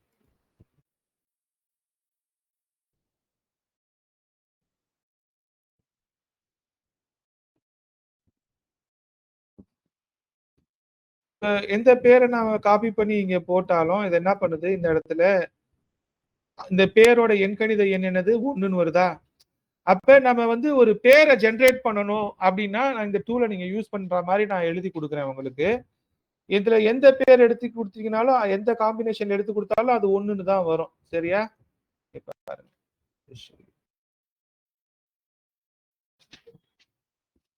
அப்ப ஒரே ஒரு ப்ரோக்ராம்ல நம்ம இதே நேம் இதே ப்ரோக்ராம் திருப்பி ரன் பண்றேன். அதே ஆரோக்கியான்னு கொடுக்குறேன். அது 2ன்னு கொடுக்குறேன். அப்ப அது உள்ள யூஸ் பண்ற எழுத்துக்கள் எல்லாத்தையும் கூட்டுனா 2ன்னு வரா மாதிரி கொடுக்கும். அப்ப இது மாதிரி நம்ம எந்த எழுத்துல பெரிய எழுத்து கூட கொடுக்கலாம். இப்ப ஆரோக்கிய, பாக்கியநாதன் எந்த எழுத்து கொடுக்குறோமோ கொடுத்துட்டு பெருசா எடுத்துக்கலையா, ஸ்பேஸ் இல்லாம இருக்கிறது சொல்லுங்க.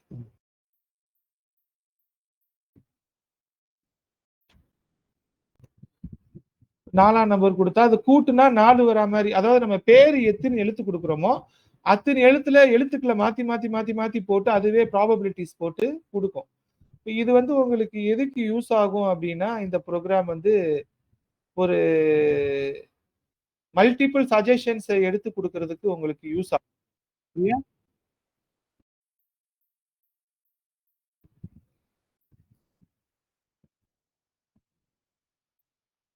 இந்த மாதிரி டூல்ஸ் 4-5 பண்ணிட்டு இருக்கிறேன். இந்த வாரத்துல உங்களுக்கு அதை அந்த இதுல அட்டாச் பண்ணிடுவேன்.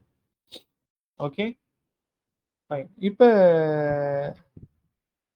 நம்ம இன்னைக்கு பார்த்ததுல ஏதாச்சும் சொன்னதுல இது வரைக்கும் சந்தேகம் இருந்துச்சுன்னா கேளுங்க. வேற கொஸ்டின்ஸ் இருந்துச்சுன்னா கேளுங்க. நம்ம இப்ப டிஸ்கஷன் செஷனுக்கு போலாம். கொஸ்டின்ஸ் கேளு.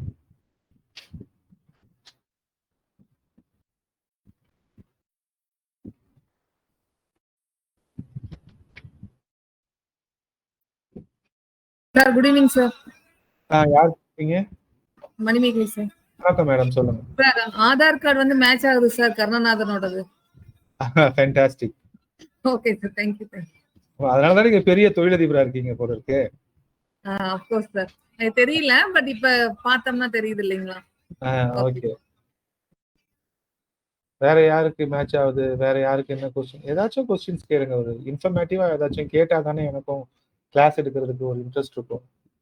மாதிரி இப்ப கூகுள் பின்ன மாத்திருக்கேன் சார். கருணாநாதனுக்காக இப்ப மாத்திருக்கேன். காம்பினேஷன் வந்து சொல்லாதீங்க, வச்சிருக்கேங்க சார். சூரியன் நம்பர் பிளஸ் சொல்லி குரு வச்சிருக்கேன். நம்பர் சொல்லல, சூரியன் பிளஸ் குருவோட வச்சிருக்கேன் சார். அந்த சூரியன் பாத்தீங்கன்னா என்னோட தனாதிபதி, குரு வந்து பாக்கியாதிபதி. அதெல்லாம் ரெண்டையும் மிக்ஸ் பண்ணி வச்சிருக்கேங்க சார். பாக்குறேன் சார், ரிசல்ட் எப்படின்னு பார்த்துட்டு சொல்றேன் சார். ஆமா ஆமா, அதாவது நம்ம ட்ரையல் பண்ணிக்கிட்டே இருக்கலாம். சரியா? ஒன்னு செட் ஆயிடுச்சுன்னா அதை நம்ம அழகா புடிச்சிக்கலாம். கண்டிப்பாங்க சார். Thank you sir, thank you. அதனால சில சமயம் வந்து ஃபோர்ஸா வந்து பாஸ்வேர்டை மாத்த சொல்லுவாங்க. கரெக்டா? இந்த பாஸ்வேர்டு நம்ம போடுறோம்ல, இந்த பாஸ்வேர்டு கூட நம்மளோட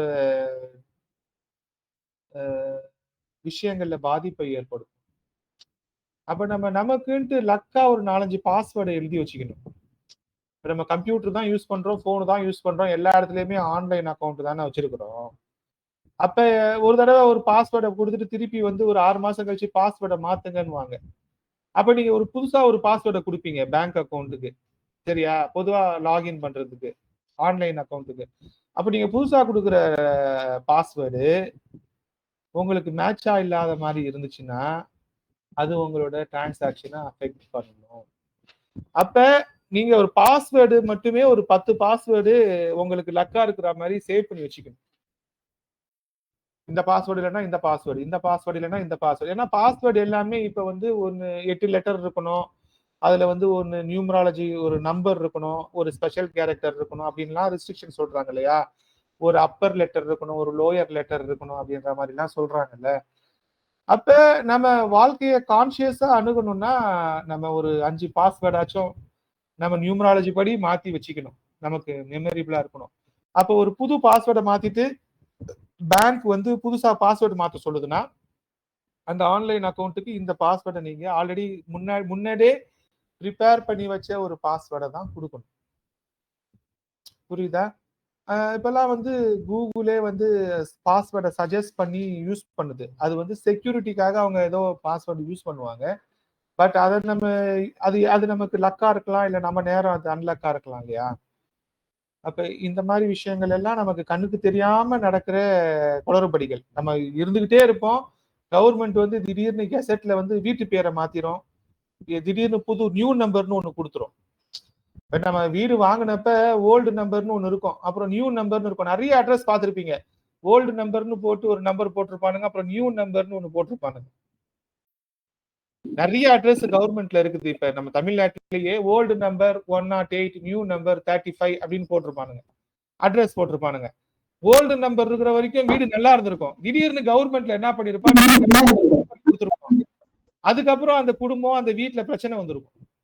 ஒரு கவர்மெண்ட் ஒரு நேரம் பார்த்து உங்க வீட்டு நம்பரை மாத்திருச்சுனாலே அது சில பேருக்கு லக்கா வந்துடும். அது வரைக்கும் டம்மியா இருந்த அந்த வீட்டு நம்பர் மாறணும்னு சூப்பரா இருக்கும்.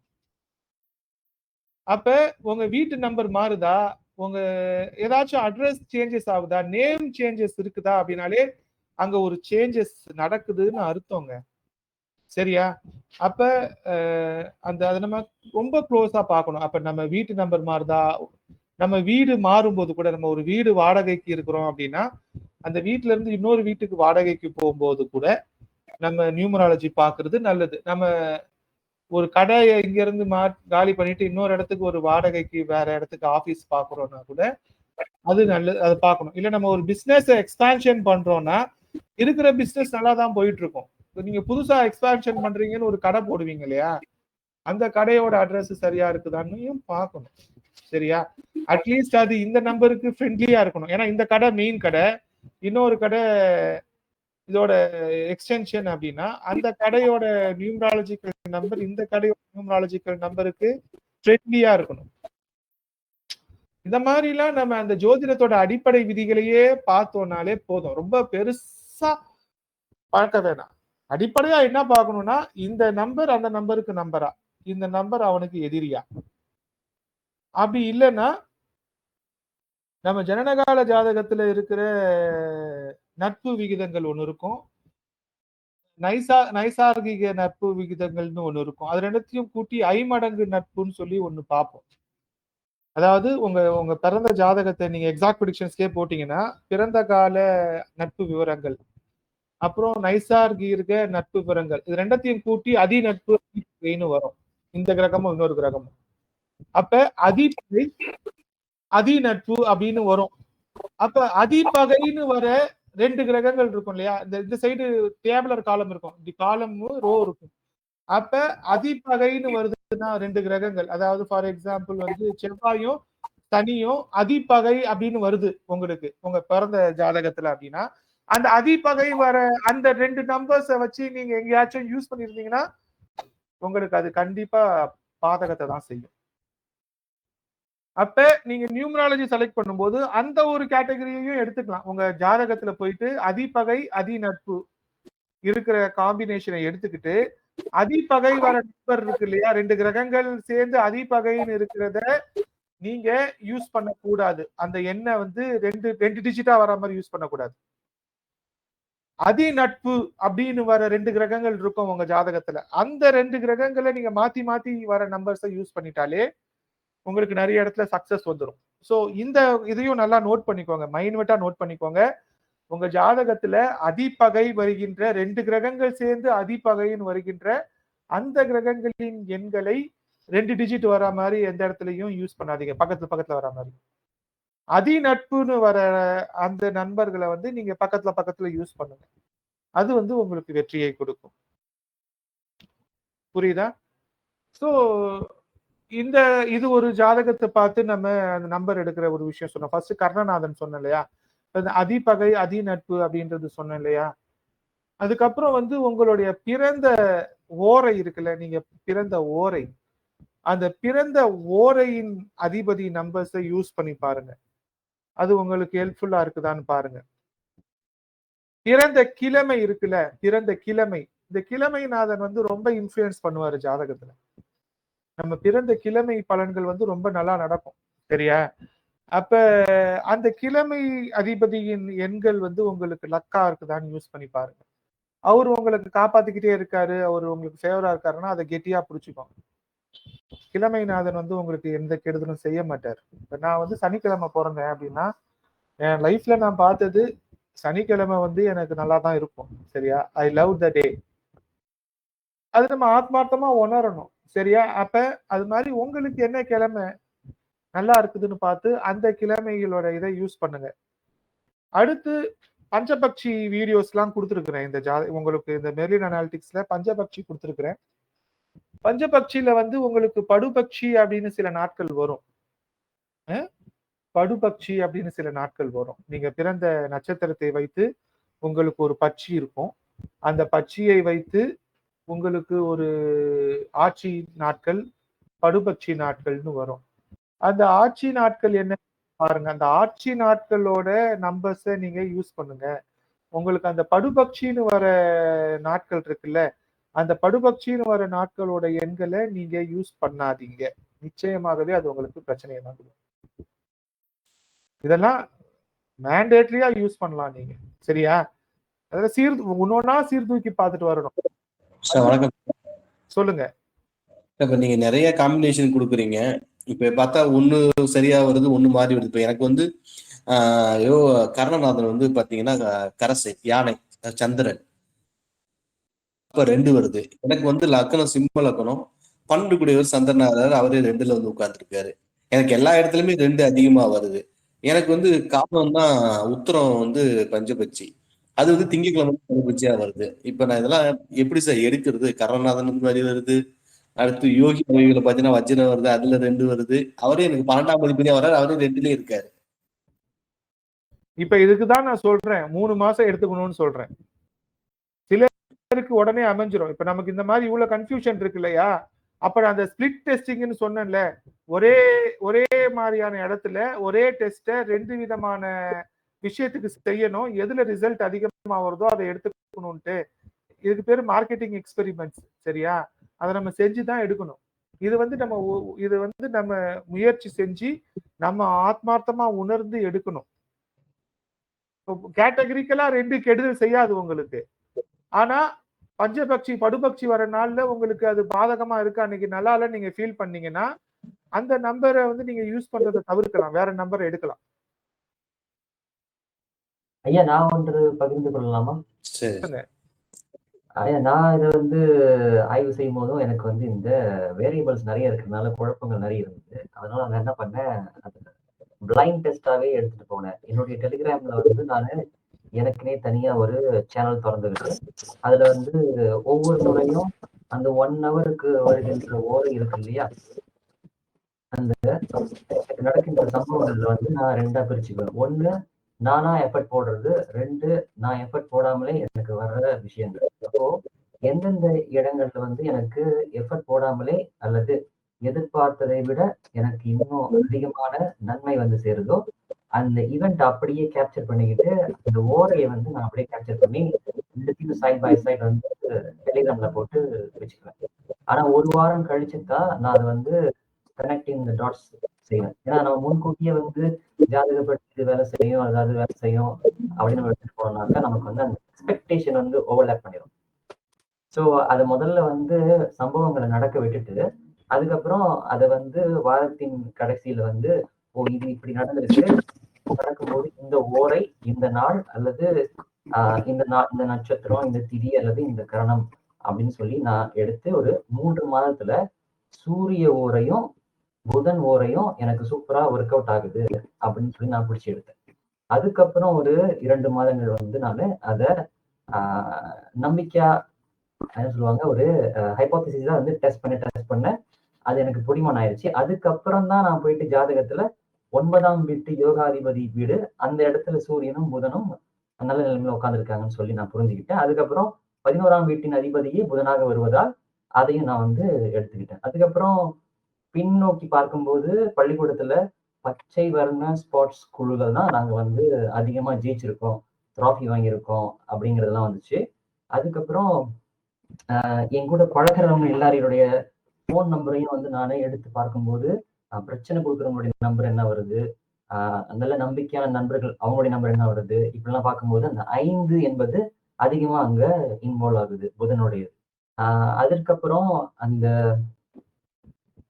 அந்த பர்டிகுலர் நம்பரையே வந்து நீங்க சொன்ன மாதிரி நான் இப்போ அந்த வங்கிகளுடைய பின் நம்பரா வந்து நான் மாற்ற ஆரம்பிச்சேன். அந்த வங்கிகளுடைய பின் நம்பரா மாற்றுறதுக்கு முன்னாடி ஏற்கனவே உள்ள ஒரு வங்கியில வந்து ஒரு டாக்ஸ் பிரச்சனை இருந்தனால அவங்க வந்து இந்த வெளிநாட்டுக்கு பணங்கள் வந்து அனுப்புறது வந்து கொஞ்சம் பிளாக் பண்ணி வச்சிருந்தாங்க. நான் வந்து ஒரு 13 வருஷமா ஃபாரெக்ஸ் ட்ரேடிங் பண்றேன். அப்போ நாங்க வந்து வெளியிலிருந்து உள்ளுக்கு கொண்டு வர்றதும் இங்க இருந்து வெளிநாட்டுக்கு அனுப்புனாதான் நாங்க வந்து அந்த ப்ராஃபிட் மேக்கிங் பண்ண முடியும்.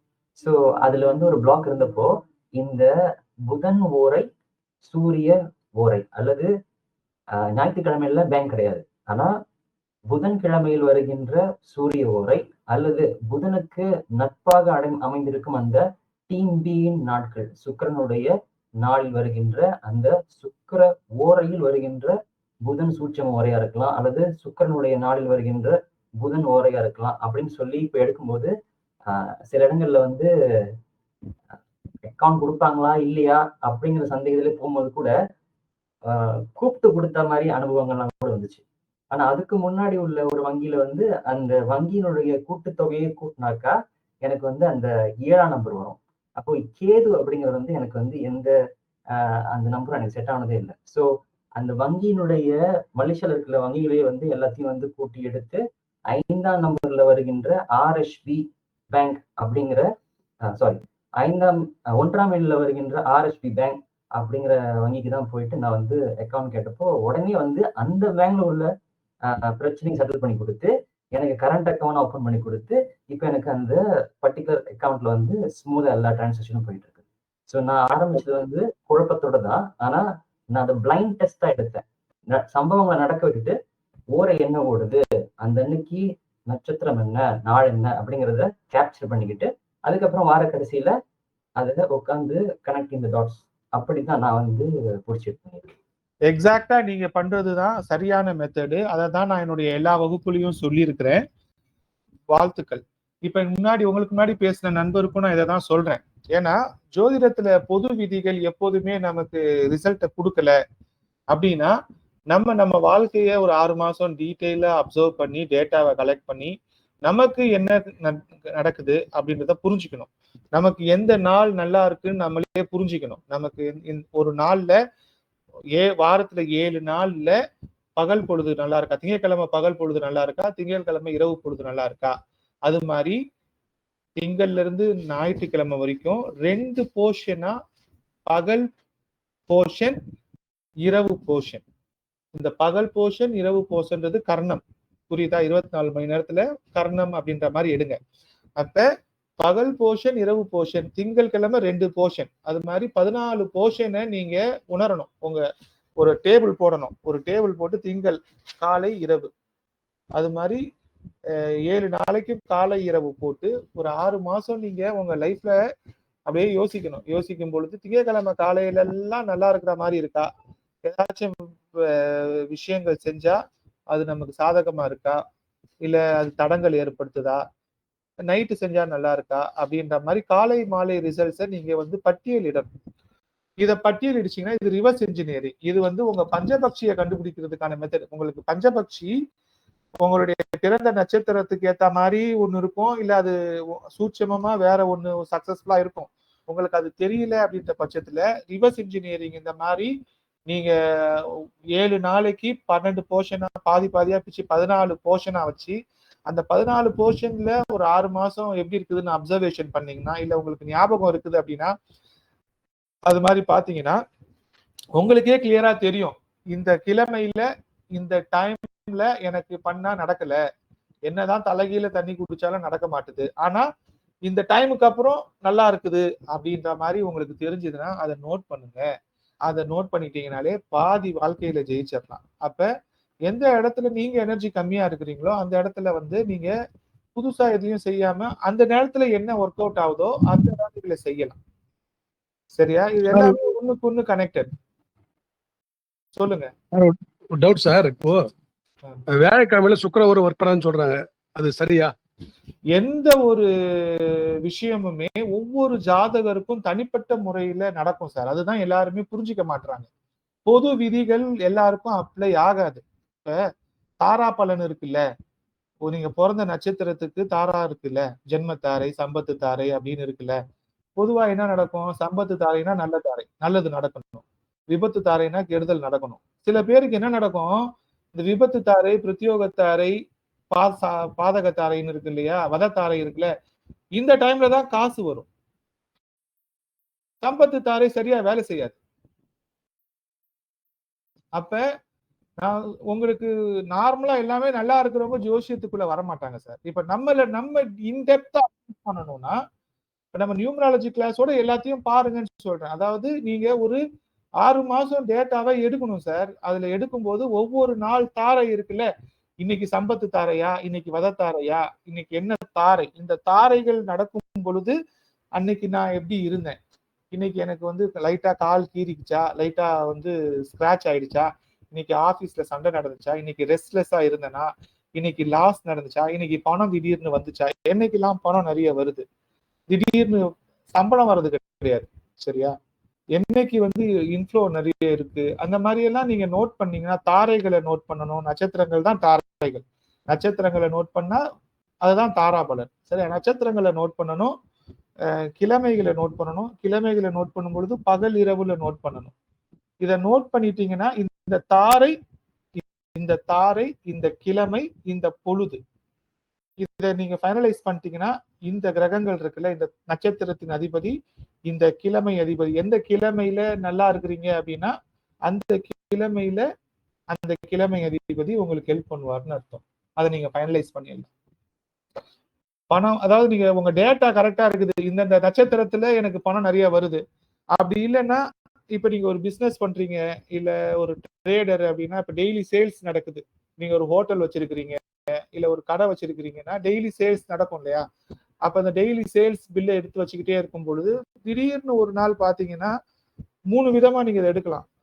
நம்பர்ஸ் வச்சு, அதாவது இப்போ 1ஆம் தேதி டோட்டலா ஒரு 6 மாசம் கணக்கு எடுக்கிறீங்கன்னா 6 மாசமோ 1 வருஷமோ பேங்க் ஸ்டேட்மெண்ட் எடுத்து உங்க பேங்க் ஸ்டேட்மெண்ட்ல இல்ல உங்க வரவு செலவு கணக்குல ஒவ்வொரு மாதமும் 1ஆம் தேதி நல்ல பணம் கலெக்ஷன் ஆகுதா, இல்ல அந்த 4 வரும் இல்லையா, இப்ப 2ஆம் தேதினா வந்து 2, 11, 19, 29ன்னு வருது இல்லையா, அந்த மாதிரி அந்த 2ஆம் தேதிக்குன்னு ஒரு நம்பர் இருக்கு, அந்த காம்பினேஷன் வர மாதிரி இருக்கிறதுல எல்லாத்துலயும் பண வரவு அதிகமா இருக்கா, இல்ல 1ஆம் தேதி காம்பினேஷன்ல வர்றது பண வரவு அதிகமா இருக்கா, அந்த மாதிரி ஒரு ரிசல்ட்ஸ் எடுக்கணும். என்ன கிழமைகள்ல வருது, எந்த தாராபலன்ல வருது, எந்த பட்சிகள்ல எந்த பட்சி இருக்கும் பொழுது அதிகமான பணம் வருதுன்ட்டு இந்த மாதிரி ஒரு 4-5 டேட்டாவை 6 மாசம் எடுத்துட்டீங்கன்னா நீங்க ஃபைனலைஸ் பண்ணிடலாம் எது உங்களுக்கு ஒர்க் அவுட் ஆகுதுன்ட்டு. அதை வந்து நீங்க லைஃப் லாங்கா ஃபாலோ பண்ணிக்கலாம். அன்டில் அண்ட் அன்லெஸ் உங்களுக்கு புது தசா மாறுது அப்படின்னா அப்ப லைட்டா ஒரு 20% கூட குறைய நடக்கும். தசா மாறல, இன்னும் ஒரு 10 வருஷம் இதே தசா தான் போகுதுன்னா இந்த ஃபார்முலாவை 10 வருஷத்துக்கு யூஸ் பண்ணிக்கலாம். தசா மாறுது இன்னும் 2 வருஷம் கழிச்சுன்னா 2 வருஷம் கழிச்சு ஃபர்ஸ்ட் திருப்பி ஒரு தடவை இந்த பேட்டர்னை செக் பண்ணிக்கணும். ஒரு வேரியேஷன்ஸ் இருக்கும், சரியா? அப்ப நமக்கு எந்த ஜோதிடரும் இதை ஹெல்ப் பண்ண முடியல அப்படின்னா நம்ம தான் இதை செய்யணும். நமக்கு அதுக்கு ஒரு பொறுமை வேணும், ஒரு 6 மாசம் வேணும். இது ஒரு நாள்ல நடக்கிறது கிடையாது. 6 மாசம் எஃபர்ட்ஸ் போட்டீங்கன்னா நீங்க ஜெயிச்சிடலாம், நீங்க கண்டுபிடிச்சிடலாம் யாரு உங்களுக்கு ஹெல்ப் பண்றா, யாரு உங்களுக்கு கெடுதல் பண்றான்னு கண்டுபிடிச்சிடலாம். இந்த 9 பேர் தான். இந்த 9 பேர்ல எவனாச்சும் ஒரு 3 பேர் உங்களுக்கு கெடுதல் பண்ணுவான், 2 பேரு இதுவும் பண்ண மாட்டான் அதுவும் பண்ண மாட்டான், ஏதோ போனா போதுன்னு விட்டுருவான், ஒரு 3 பேர் வந்து உங்களுக்கு நல்லது பண்ணுவான், சரியா? 3 3 3 3 3 வச்சுக்கோங்க. அது 3 பேர் கெடுதல் பண்ணுவான், 3 பேர் ஏதோ சமமா இருப்பான், 3 பேர் நல்லது பண்ணுவான். அந்த நல்லது பண்ற 3 பேர் யாருன்றத ஒரு 6 மாசம் இருந்து கண்டுபிடிங்க இந்த ப்ராக்டிஸ் வச்சு. வேற வழி இல்லை. வேற யாராச்சும் நான் கேள்வி கேட்கிறேன். கேளுங்க சார். 2 பேங்க் அக்கவுண்ட் வச்சிருக்கேன். அது 2க்கு 2 பின் இருக்கு, ஜிபே போன்பே. மொதல் பேங்க் வந்து 16/7 வருது. 2வது பேங்க் அக்கவுண்ட் வந்து 26/8 வருது. இந்த 2வதுல வந்து அதிகமா நான் டிரான்சாக்சன் பண்றது இல்ல. ஃபர்ஸ்ட்ல தான் வருது எனக்கு அதிக டிரான்சாக்சன் போயிட்டு இருக்கு. அது வந்து 7ல வருது நம்பர். அப்ப அது உங்களுக்கு தெரியுதுல 7ஆம் நம்பர் உங்களுக்கு லக்கா இருக்கா? த்ரூ அவுட் யுவர் லைஃப் 7ஆம் நம்பர் லக்கா இருந்திருக்கான்னு யோசிச்சீங்களா? அது ஒண்ணு. இப்ப இந்த ஆதார் கார்டு போட்டனால 43/7 வருது. ஓகே. அந்த நண்பர் இப்ப மலேசியால இருக்கிற நம்பர் சொன்னார்ல சார், அந்த பாயிண்ட் நான் சொல்லணும்னு நினைச்சேன், மறந்துட்டேன். அவர் சொன்னாரு எந்த பேங்க் அவருக்கு லக்குன்னு சொன்னார்ல, ஒரு பேங்க் வந்து அவருக்கு அக்கௌண்ட் பிரச்சனை இருந்துச்சு, அவருக்கு லக்கா இருக்கிற நம்பர் கூட்டுத்தொகையா இருக்கிற பேங்க்ல அக்கௌண்ட் ஓபன் பண்ணோன்னு அந்த பிரச்சனை சால்வ் ஆச்சுன்னு சொன்னார்ல. That does matter. நமக்கு ஒரு பேங்க் வந்து ஊருக்கே நல்ல பேங்கா இருக்கலாம், நல்ல சர்வீஸ் கொடுக்கலாம், அந்த பேங்க் நமக்கு செட் ஆகலைன்னா நமக்கு இருக்கிறதே சர்வீஸ் கொடுக்காத ஒரு சின்ன ஒரு கிராமத்துல இருக்கிற மாதிரி ஒரு பேங்க் இருக்கலாம், ஆனா அந்த பேங்க் நமக்கு லக்கா இருந்துச்சுன்னா அந்த பேங்க்ல அக்கௌண்ட் ஓபன் பண்ணிட்டா நல்லது சார். 2 கேள்வி சார். இந்த கிழமைன்னு எடுத்தோம்னா எப்படி நம்ம நைட்ல 12 மணிக்கு மேல பிறந்தா எப்படி கிழமை எடுத்துக்கிறது? இந்த மாதிரி ஹோரை எப்படி எடுத்து? நைட்டு பிறந்தாலும் அது நம்ம வெஸ்டர்ன் கால்குலேஷன்ல தான் சார் எடுத்துக்கணும். பஞ்சாங்க பிரகாரம் எடுக்கணுமா இல்லாட்டி பஞ்சாங்கம் படி எடுக்க கூடாது, வெஸ்டர்ன் கால்குலேஷன்ல தான் எடுக்கணும். ஏன்னா ஹோரா வந்து அதுல இருந்தே ஆரம்பிச்சிருது சார், சரியா? அப்ப வந்து நீங்க வெஸ்டர்ன் நைட் 12 மணிக்கு மேலனா அடுத்த நாள் கிழமையா தான் நீங்க கன்சிடர் பண்ணணும். ஹோரை வந்து நம்ம சூரிய உதயத்துல இருந்து தான் எடுப்போம். அது ஓகே சார், கிழமைய வந்து நீங்க ஐடென்டிஃபை பண்றதை இப்படி எடுங்கன்னு சொல்றேன். இந்த கன்ஃபியூஷன் வேணாம் உங்களுக்கு சார். இப்ப இந்த ஓரையில சுக்கிர ஓரை, குரு ஓரை, புத ஓரை, வளர்ப்பிறை சந்திர ஓரை, 4 ஓரையும் சுப ஓரைன்னு சொல்றாங்க. இந்த ஓரையில வந்து ஒர்க் ஆரம்பிச்சா சக்சஸ் ஆக முடியுதா? இது எவிடன்ஸ் இருக்கா? இவங்க பொது சுபர்கள், இவங்க வந்து நார்மலா கெடுதல் செய்ய மாட்டாங்க யாருக்கும். சரியா? அப்ப டே டு டேல உங்களுக்கு ஒரு விஷயத்த செய்யணும், ஒரு புதுசா ஒரு மங்கள காரியம் ஆரம்பிக்கணும், மங்கள காரியம். அப்ப உங்களுக்கு டக்குன்னு லக்னம்லாம் பார்க்க முடியல அப்படின்னா அந்த சுப உரையில கண்ணை மூடிட்டு செய்யலாம். அது கெடுதல் மேக்சிமம் செய்யாது. ஆனா லாங் டேர்ம்ல பெரிய ப்ராஜெக்ட் பண்றீங்க அப்படின்னா அதுக்கெல்லாம் நீங்க லக்னம் எல்லாம் பார்க்கணும், முகூர்த்தம் குறிக்கணும். சரியா? சார் இப்ப என்னோட லைஃப்ல ரிப்பீட்டடா வந்து நம்பர் 4 வந்துட்டே இருக்கு. அது எனக்கு ஃபேவர் பண்றது அர்த்தங்களா? என்ன அறியாமலே நான் செக் பண்ணது இல்ல. என் வீட்டு number, phone number, bank account number, வண்டி நம்பர் எல்லாமே எனக்கு அமையுது. பை டிஃபால்ட்டா ஐ அம் கெட்டிங் ஒன்லி 4. அப்ப ராகுவோட ஆதிக்கத்துல இருக்கீங்க சார். அவர் நல்லதுதான் செய்யறாருன்னா அப்படியே மெயின்டைன் பண்ணுங்க. அவர் இன்னும் நிறைய செய்வாரு. ராகு வந்து நிறைய கொடுப்பாரு சார். அவர் கொடுக்கணும்னு நினைச்சிட்டாருன்னா அவர் தான் ஹையஸ்டா கொடுக்க முடியும்.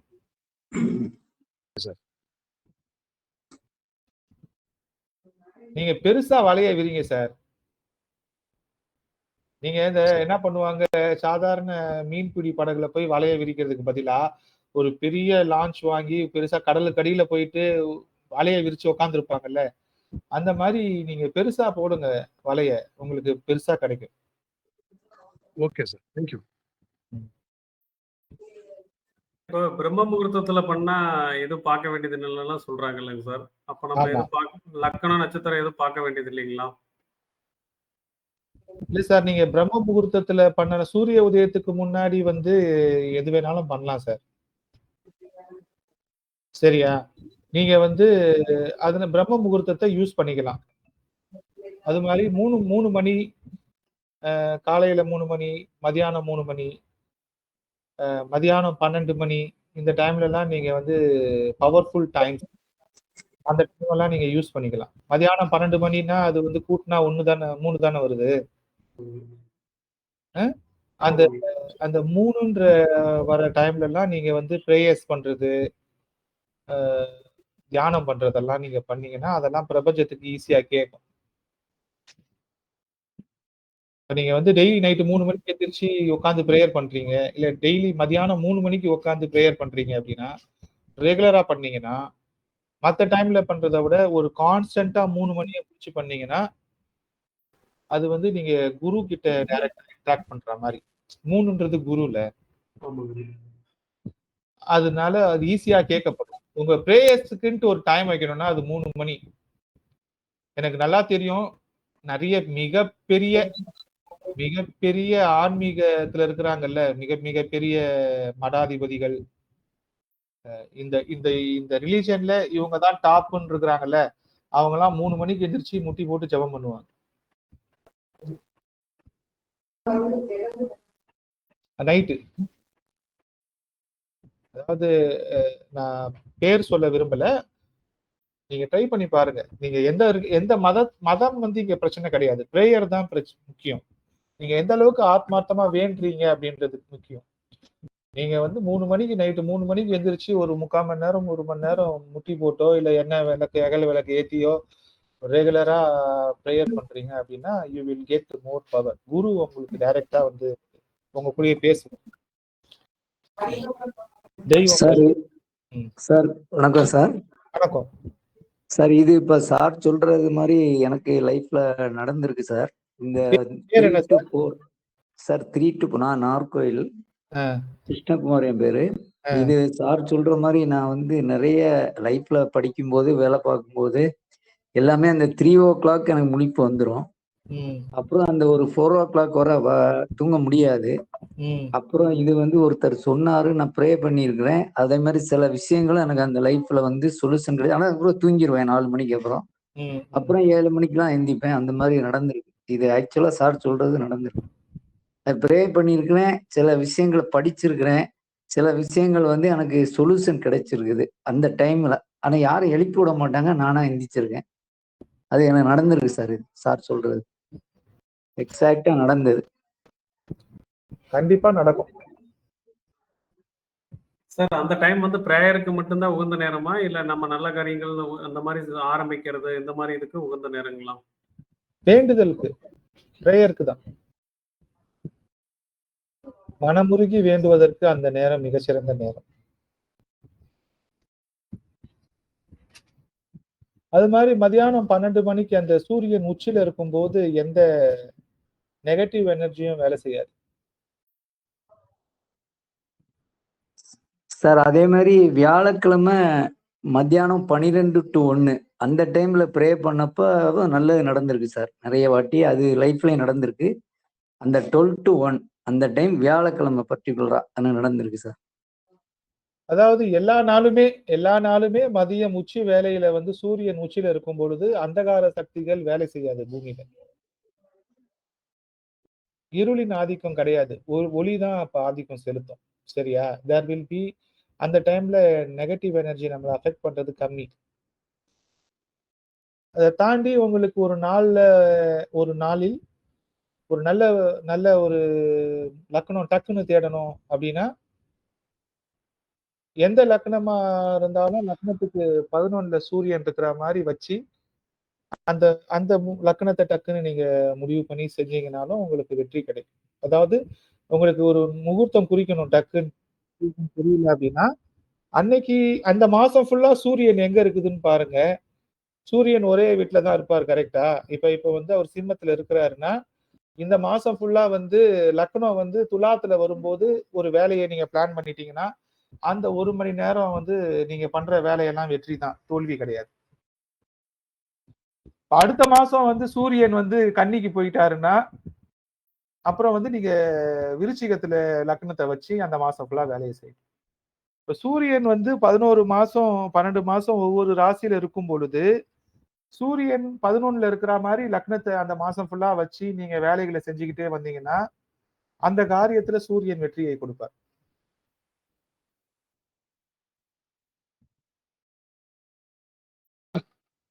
ஐயா நான் இன்னொரு வழிமுறை பகிர்ந்து கொள்ளலாம்னு இருக்கேன் ஐயா.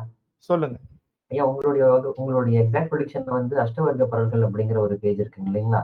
நான் முக்கியமான காரியங்களுக்கு எல்லாம் போகும்போது உதாரணமா ஏதாவது மினிஸ்ட்ரிக்கு போக போறேன் அப்படின்னாக்கா அல்லது பெரிய பெரிய பேப்பர் ஒர்க் சப்மிட் பண்றதுக்கு போக போறேன் அப்படின்னா அந்த நேரம் எனக்கு வந்து நானா கொடுக்கப்பட்ட ஒரு அப்பாயின்மெண்டா இருக்காது, அவங்களா கொடுத்த அப்பாயின்மெண்டா இருக்கும். அதனால நான் என்ன பண்ணுவேன், அவங்க கிட்ட அட்ஜஸ்ட்மெண்ட் பண்ணும்போது அந்த பர்டிகுலர் டைமை வந்து நான் உங்களுடைய அந்த நேரத்துக்குன்னே வந்து ஒரு ஜாதகத்தை போட்டு நான் டைரக்டா அஷ்டவர்க்க பரல்களுக்கு போயிடுவேன். அங்க போனோம்னா அந்த சமுதாய அஷ்டவர்கள்ல வந்து அந்த பரல்கள் அதிகமா இருந்ததாக்க நான் அந்த அப்பாயின்மெண்ட் டைம் வந்து நமக்கு சாதகமா இருக்கும், 2 பேத்துக்குமே மியூச்சுவல் பெனிஃபிட்டா இருக்கும்னு சொல்லி கன்ஃபார்ம் பண்ணி எனக்கு அதே மாதிரி ஒரு 6 அப்பாயின்மெண்ட்ஸ் வந்து கணக்கா வருது. சூப்பர். ஸோ அந்த ஒரு ஈவெண்ட்டுக்கே வந்து நானும் ஒரு ஜாதகம் போட்டுக்குவேன். அஷ்டவர்க்க பரல்கள் வந்து நான் அதை நம்பர் பிரகாரம் இருக்கிறனால அங்க நான் எதையும் போய் அங்க இவர் யாரை பாக்குறாரு அவர் அங்க பாக்குறாரு. நீங்க ஃபார் எக்ஸாம்பிள் மதியானம் 2 மணிக்கு உங்களுக்கு அப்பாயின்மெண்ட் போடுறீங்கன்னா 2 மணிக்கு நீங்க ஜாதகம் போடுறீங்கன்னா அஷ்டவர்க்க பரல்கள் வந்து லக்னத்துல இருக்கிற பரல்கள் அதிகமா இருக்கிற மாதிரி பாத்துக்கிறீங்களா? எந்த பரல்கள் அதிகமா பாத்துக்கிறீங்க? எந்த வீட்டோட பரல்கள் பாத்துக்கிறீங்க? அந்த பர்டிகுலர் டைம்ல எந்த லக்னம் ஓட போகுதோ அந்த லக்னத்துக்கு பரல்கள் அதிகமா வருகின்றதான். அந்த லக்னம் எங்க விழுவுதோ அந்த லக்னத்துல சர்வாஷ்ட வர்க்க பரல்கள் அதிகமா இருக்குதான்னு பாக்குறீங்களா? கரெக்டுங்க கரெக்டுங்க. சார் காலையில இருந்து இப்ப நீங்க 8 மணிக்கு போட்டீங்கன்னா 2 மணி நேரம் லக்னம் வரும். இப்ப நீங்க ஈவினிங் போறீங்க அப்படின்னா அப்ப அங்க என்ன லக்னம் வரும் அந்த இடத்துல உள்ள அந்த 2 ஹவர்ல கூட இருக்க பரல அதை போய் மீட் பண்ணுவீங்களா? இதுல ஒரு முக்கியமான விஷயம் என்னன்னா நீங்க காலையில போடும்போது பரல்கள் வந்து வேற மாதிரி இருக்கும், அந்த லக்னம் மாறும்போது பரல்கள் மறுபடியும் வேற மாதிரி இருக்கும்.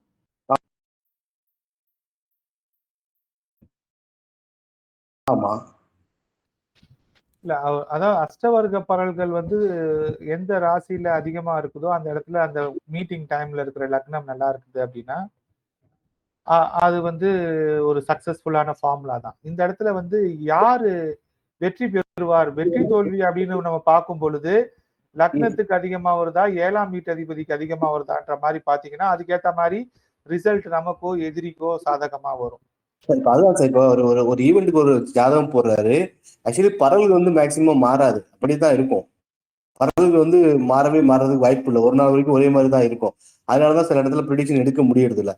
அப்ப அவர் லக்னத்துக்கு அவர் போற டைமுக்கு மேபி இப்போ ஒரு 3ஆம் பாவத்துல பரல் நிறைய இருக்கு, போட்ட லக்னத்துலேருந்து 3ஆம் பாவத்துல இருக்குன்னா காலையில போட்டோம்னா அப்ப அது ஒரு 11 to 12 அந்த மாதிரி 2 ஹவர்ல வரும்.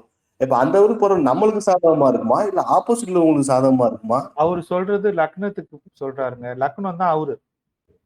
Okay sir. இப்போ நான் வந்து இப்போ நான் இப்போ இந்த டைமுக்கு போட்டேன்னா ஒரு 2 மணி நேரம் 3 மணி நேரம் கழிச்சு அடுத்த லக்னம் மாறுறப்ப அல்ல அதுக்கு அடுத்த லக்னம் மாறுறப்பதான் ஒரு 30 பரல் இருக்கு, ஒரு 35 பரல் இருக்கு அப்படின்னா அப்படி எப்படி எடுத்துக்கிறதா எப்படி சார்? இல்லங்க, நீங்க ரொம்ப குழம்புறீங்க சார். நீங்க அவரு சொன்ன பாயிண்ட் கிளியரா புரியுங்க. நீங்க லக்னம் அவரு பிக்ஸ் பண்ணல. லக்னம் வந்து மீட்டிங் வந்து வேற இவரை விட ஒரு பெரிய ஒரு இடத்துல இருக்கிறவங்க இவரை இந்த டைமுக்கு வாங்கன்னு சொல்றாங்க. இவருக்கு இங்க நெகோசியேஷன் கிடையாது. டைமை மாத்துங்க அப்படின்னு சொல்ற சூழ்நிலையில இவரு இல்ல. அவர் அங்க போய் தான் ஆகணும். அந்த மாதிரி சூழ்நிலையில இவரால முகூர்த்தம் குறிக்க முடியாது. அவங்க சொன்ன நேரத்துக்கு அங்க போகணும். அப்படி போகிறதுக்கு முன்னாடி இவரு கான்ஸ்டன்டா ரிசர்ச் பண்றாருல்ல, இவர் எல்லாத்தையும் டேட்டாவா பாக்குறாரு. அப்ப இவரு அந்த மாதிரி டேட்டாவை அவர் கான்ஸ்டன்டா மெயின்டைன் பண்ணும்போது அவங்க வர சொன்ன நேரத்துக்கு இவரு ஜாதகம் போட்டு அந்த நேரத்துல இருக்கிற லக்னம் எந்த வீட்டுல விழுவுதோ அந்த வீட்டுல சர்வாஷ்ட வர்க்க பரல்கள் அதிகமா இருக்கிற நேரத்துல இவரு போகும் பொழுது இவருக்கு சாதகமா இருக்கிற மாதிரி அவர் 6 தடவை ஃபீல் பண்றதா சொல்றாரு. உங்களுக்கு புரியுதா? ஓகே சார், புரியல. நான் பாக்குறேன். என்ன புரியல? நான் தெளிவா தானே சொன்னேன். இப்ப நான் சொன்ன ஒண்ணு கிளியரா பாருங்க. இவர் ஒரு பேங்க்குக்கு கூப்பிடுறாங்க ஃபார் எக்ஸாம்பிள், இல்ல ஒரு பிசினஸ் மீட்டிங்க்கு போறாங்க. ஏதோ ஒரு போகும் பொழுது அந்த டைமை இவரு செலக்ட் பண்ண முடியல. அவங்க புதன்கிழமை 2 மணிக்கு வான்னு சொல்றாங்க, வியாழக்கிழமை 3 மணிக்கு வான்னு சொல்றாங்க.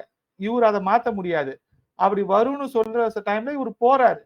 அவர் போறதுக்கு முன்னாடி இவர் சும்மா இவரோட ரெஃபரன்ஸுக்கு அந்த டைம்ல ஜாதகம் போட்டு பாக்குறாரு. அந்த டைம்ல இவர் போற நேரத்துல இருக்கிற டைம்ல இருக்கிற லக்னம் எந்த ராசியில விழுவுதோ அந்த ராசியில சர்வாஷ்ட வர்க்க பரல்கள் அன்னைக்கு தேதியில அதிகமா இருக்குது, 28க்கு மேல இருக்குது, 30 33 இருக்குதுன்னா அது அவருக்கு சாதகமா இருந்ததா அவரு ஃபீல் பண்றதா சொல்றாரு. இப்ப புரியுதா? புரியுது சார். அப்ப கம்மியா இருந்தா அப்ப போக வேண்டியதுல மாத்திக்கலாம் வேற லக்னத்துக்கு. அவரு போய் தான் ஆகணும். அவரு அதை ஒமிட் பண்ண முடியாது. அது அவர் ரெக்கார்ட் பண்ணிட்டு வராரு. நான் போவேன். ஆனா அங்க ஒரு முடிவான ஒரு அக்ரிமெண்ட் நான் அங்க கொடுக்க மாட்டேன். அப்போ எனக்கு சாதகமா எப்போ மறுபடியும் வருவேன் அப்படின்னு சொல்லிட்டு ஒரு அப்பாயின்மெண்ட் நான் கேட்பேன் இல்லையா, அந்த சமயத்துல நெகோசியேட் பண்றதுக்கு எனக்கு வாய்ப்பு கிடைக்கும். அப்ப நான் கேட்கலாம், இந்த மாதிரி இந்த நாள்ல நானும் உங்ககிட்ட சொன்னாக்க நீங்க கொடுக்க முடியுமான்னு கேட்டேனாக்கா நான் அதுக்கு உள்ளே போயிட்டு அந்த எந்த லக்னம் விழுதோ பரல்கள் அதிகமா அந்த லக்னத்தையே நான் அவங்களுக்கு டைமிங்கா கொடுத்துருவேன். ஏன்னா லக்னம் என்பது 2 ஹவருக்கு ஒரு வாட்டி மாறும் இல்லையா, அப்போ அந்த 2 ஹவருக்குள்ள அவன் அட்ஜஸ்ட் பண்ண முடியும். ஆனா முதல் அப்பாயின்மெண்ட் நான் என்னுடைய கண்ட்ரோல்ல இருக்காது. அப்போ அந்த பரல்கள் கம்மியா இருந்துச்சுன்னா நான் அந்த இடத்துல முடிவான ஒரு அக்ரிமெண்ட்டுக்கு வரமாட்டேன். எனக்கு கொஞ்சம் டைம் கொடுங்க, நான் கொஞ்சம் கொட்டேஷனை அட்ஜஸ்ட் பண்ணணும் அப்படின்னு சொல்லிட்டு நான் வந்துடுறேன்.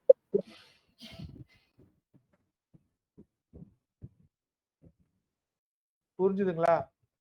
ஓகே சார், புரியுது. வேற யாராச்சும் கேள்வி இருந்தா கேளுங்க சார்.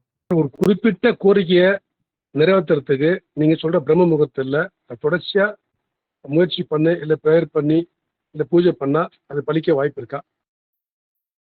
உதாரணமா 4:30 முகூர்த்த சொல்றீங்க, வெடிகாலம் 4 to 6. ஒரு குறிப்பிட்ட கோரிக்கையை நிறைவேற்றுறதுக்கு இறை பூஜை பண்றோம், சிவ பூஜையோ இல்லை துர்கா பூஜையோ பண்றோம். அந்த மாதிரி தொடர்ச்சியா பண்ணாக்க அந்த காரியம் பலிதமாகுமா? நீங்க எந்த நேரம் வேணாலும் எடுத்துக்கோங்க சார். நீங்க ஒரு கான்ஸ்டன்டா ஒரு டைமை ஃபிக்ஸ் பண்ணிக்கோங்க. உங்களுக்கு பிரம்ம முகூர்த்தம் கம்ஃபர்டபுளா இருந்தா நீங்க பிரம்ம முகூர்த்தத்தை எடுத்துக்கோங்க. ஆனா நீங்க பிரேயர் பண்ணும் பொழுது விளக்கு கையில இருக்கிற மாதிரி பாத்துக்கோங்க. ஹலோ, புரியுதுங்களா? சொல்லுங்க சார். விளக்கு கையில இருக்கிற மாதிரி பாத்துக்கோங்க. அந்த விளக்கு எரியணும், தீபம் எரியணும். இப்ப நீங்க குடும்பமா தனியா பிரேயர் பண்றதை விட ஒரு குடும்பமா பிரேயர் பண்ணீங்கன்னா அதோட பலன் அதிகம் சார். சரியா? அப்ப நீங்க தனியா பண்றதை விட குடும்பமா விளக்கு ஏத்தியோ குடும்பமா கையில ஒரு கேண்டில் ஏத்தியோ நீங்க ஒரு பிரேயரை பண்ணும் பொழுது உங்களுக்கு அந்த ரிசல்ட் ஈஸியா கிடைக்கும். இது பஞ்சபூத தத்துவம் தாங்க சார். இப்ப ஒரு 5 பேர் இருக்கிறீங்க ஃபேமிலியில, உங்களுக்கு ஒரு வீடு கட்டணும், இல்ல ஏதோ ஒரு கோரிக்கை இருக்கு, குடும்பத்துக்கு ஒரு கோரிக்கை இருக்கு, ஒன்றுக்கு மேற்பட்ட கோரிக்கைகள் இருக்கு. அப்ப நீங்க என்ன செய்யலாம், நீங்க பிரம்ம முகூர்த்தம் கூட காலையில எல்லாரும் எந்திரிக்க முடியாது, குழந்தைங்க எல்லாம். டெய்லி இரவு தூங்க போறதுக்கு முன்னாடி சாப்பிட்டுலாம் கூட தூங்க போறதுக்கு முன்னாடி கூட குடும்பமா ஒரு இடத்துல உட்காந்து கையில ஒரு நெய் தீபமோ இல்ல கேண்டில், சாதாரண கேண்டிலோ, ஒரே கேண்டில் இல்ல ஒரே விளக்கு, அதை வந்து ஒரு பெரிய கேண்டிலா வாங்கிக்கலாம் இல்ல ஒரு பெரிய விளக்கா வாங்கிக்கலாம்.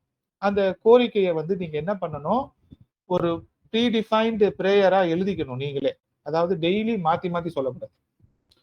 நீங்க என்ன வேண்டணும்னு நினைக்கிறீங்களோ அதை ஒரு பேப்பர்ல நீட்டா எழுதிருங்க. உங்க கோரிக்கைய நீட்டா வெல் ஃபார்மேட்டட் சென்டென்ஸா எழுதிருங்க.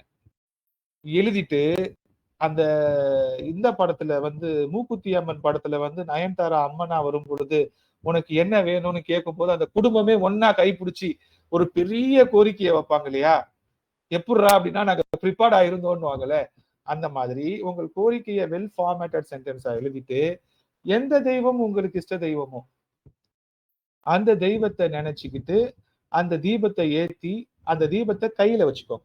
அந்த தீபம் உங்க கையில இருக்கணும். அது மெழுகுவத்தியா இருக்கலாம், இல்ல நெய் விளக்கா இருக்கலாம், இல்ல ஏதாச்சும் ஒரு விளக்கா இருக்கலாம். அதை பொருத்தி அதை வச்சுக்கிட்டு குடும்பமா அந்த ஜெபத்தை சொல்லிட்டு ஒரு 5 நிமிஷம் பிரேயர் பண்ணிட்டு வைங்க. ஒரு பண்ணி பாருங்களேன், ஒரு 48 நாள் பண்ணி பாருங்க. அந்த பிரேயர் கண்டிப்பா கேட்கப்படும். 100% நடந்துரும்.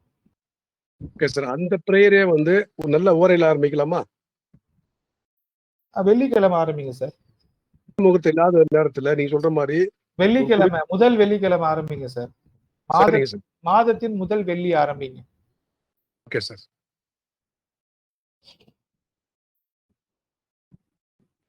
அடுத்து சார், ஏன் சார் மாதத்தினோட முதல் வெள்ளிக்கிழமை சொல்றீங்க? அதுக்கு ஏதாவது காரணம் இருக்குங்களா சார்? ஏதாவது தாற்பயம் இருக்குங்களா? வெள்ளிக்கிழமைன்றது மகாலட்சுமி இல்லையா, ஒரு கணக்கு நமக்கு கரெக்டா வரும்ல. பழமொழி சொன்னா அனுபவிக்கணும், ஆராயக்கூடாது. இல்லப்பா, நான் நிறைய பேருக்கு சொல்லியிருக்கிறேன், வெள்ளிக்கிழமை முதல் வெள்ளிக்கிழமை ஆரம்பிக்கிற பிரேயர்ஸ் கேட்கப்படுது. நூற்றுக்கணக்கான பேர் வந்து நல்லா நடந்துச்சுன்னு சொல்லியிருக்கிறாங்க. நன்றிங்க சார்.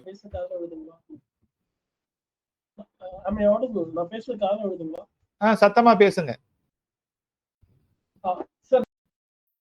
புனித ரூபன் சார், நீங்க சொன்னீங்கல்ல அந்த விளக்கு வச்சு பண்றேன்னு சொல்லிட்டு, நான் வந்து அந்த மாதிரி எந்த அவுட்டர் ஆக்சஸ்க்கும் இல்லாம இடத்துல மாட்டிக்கிட்டேன். ஸோ அப்போ வந்து தண்ணியில தான் நாங்க பண்ணணும். தண்ணி வந்து இப்போ 5 எலமெண்ட்ஸ்ல நெருப்பை விட வந்து மற்ற எலமெண்டோட நல்லா உறவாடுற சக்தி வந்து தண்ணிக்கு இருக்கிறதுனால வந்து தண்ணியில வந்து கட்டவரில் வச்சுக்கிட்டு வளர்ற மாதிரி செடிங்களுக்கு விட்டோம் அப்படின்னா அது ஃபாஸ்டா இருக்கு. நெருப்பை யூஸ் பண்ணி தண்ணியில அனுபவப்பட்டதுனால சொல்றேன். ஆக மொத்தம் பிரேயர்ஸ் வந்து பஞ்சபூதங்கள் வழியா தான் பிரபஞ்சத்துக்கு கடத்தப்படுது. நீங்க பேசுற ஒவ்வொரு வார்த்தையும் பஞ்சபூதங்கள் தான் சம்மன் பண்ணுதுன்னு சொல்லிட்டேன் இல்லையா நானு. பஞ்சபூதங்கள்ல எதை வச்சு வேணாலும் நீங்க வந்து உங்களுடைய வேண்டுதலை பிரபஞ்சத்துக்கு சொல்லலாம்.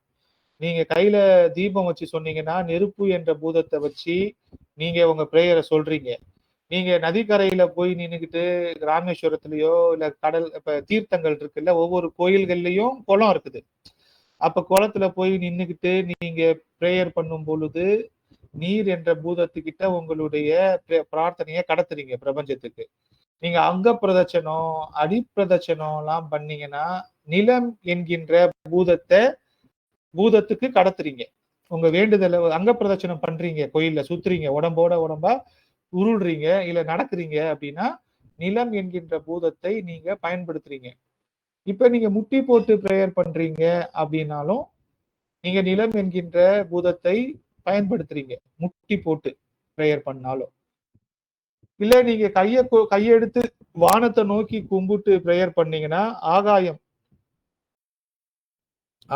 என்கின்ற பூதத்தை நோக்கி நீங்க உங்களுடைய பிரேயரை சொல்றீங்க. புரியுதா? நிலம், நெருப்பு, நீர், காற்று, ஆகாயம். இப்ப காற்றுன்றது வந்து நீங்க ஆழ்நிலை தியானத்துல மூச்சு பயிற்சி எடுக்கிறீங்க இல்லையா, உட்காந்து வடக்கலை இலக்கலையை பார்த்து நீங்க மெடிடேஷன் பண்ணி தியானத்துல உட்காந்து பிரேயர் பண்றீங்க இல்லையா ஆலயங்கள்ல, அப்ப நீங்க காற்று என்கின்ற பஞ்சபூதத்தை இன்ஸ்ட்ருமெண்டா யூஸ் பண்றீங்க. சோ உங்க பிரேயர் 5 பூதங்கள் வழியாகவும் போகும். சரியா?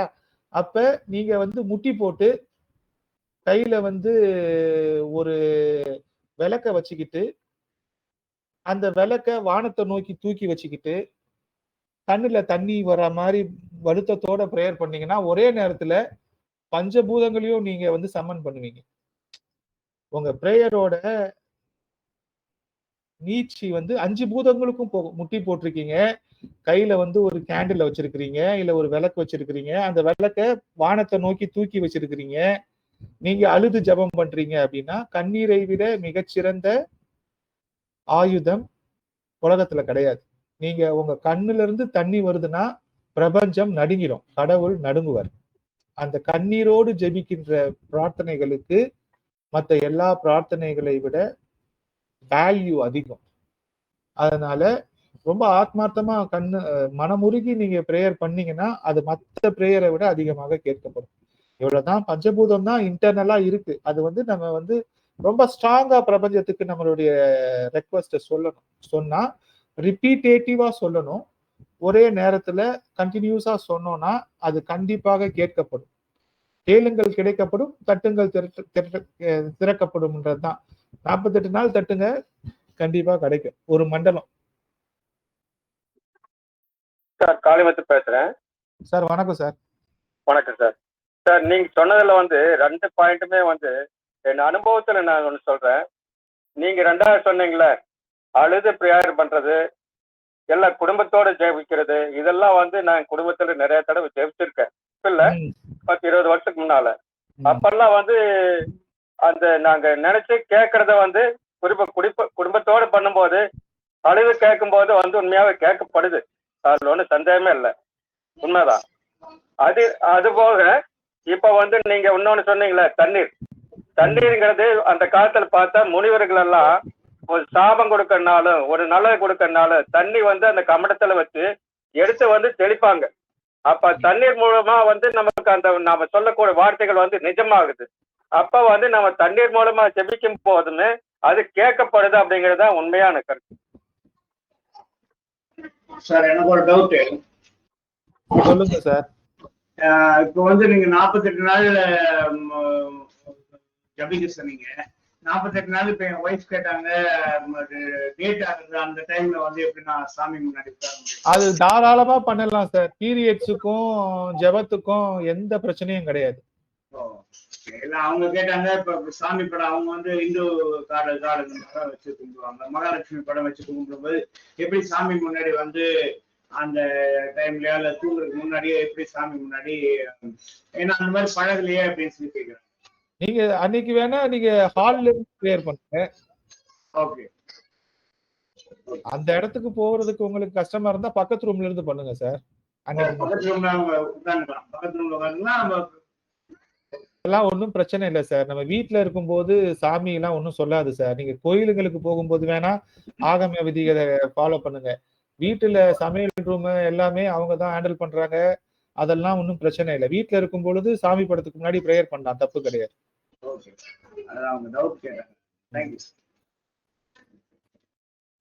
வணக்கம் சார். 2வது நாள் வந்து இந்த கிரகங்களை எண்ணெய் வச்சு கூட்டிக்க சொல்லுங்க.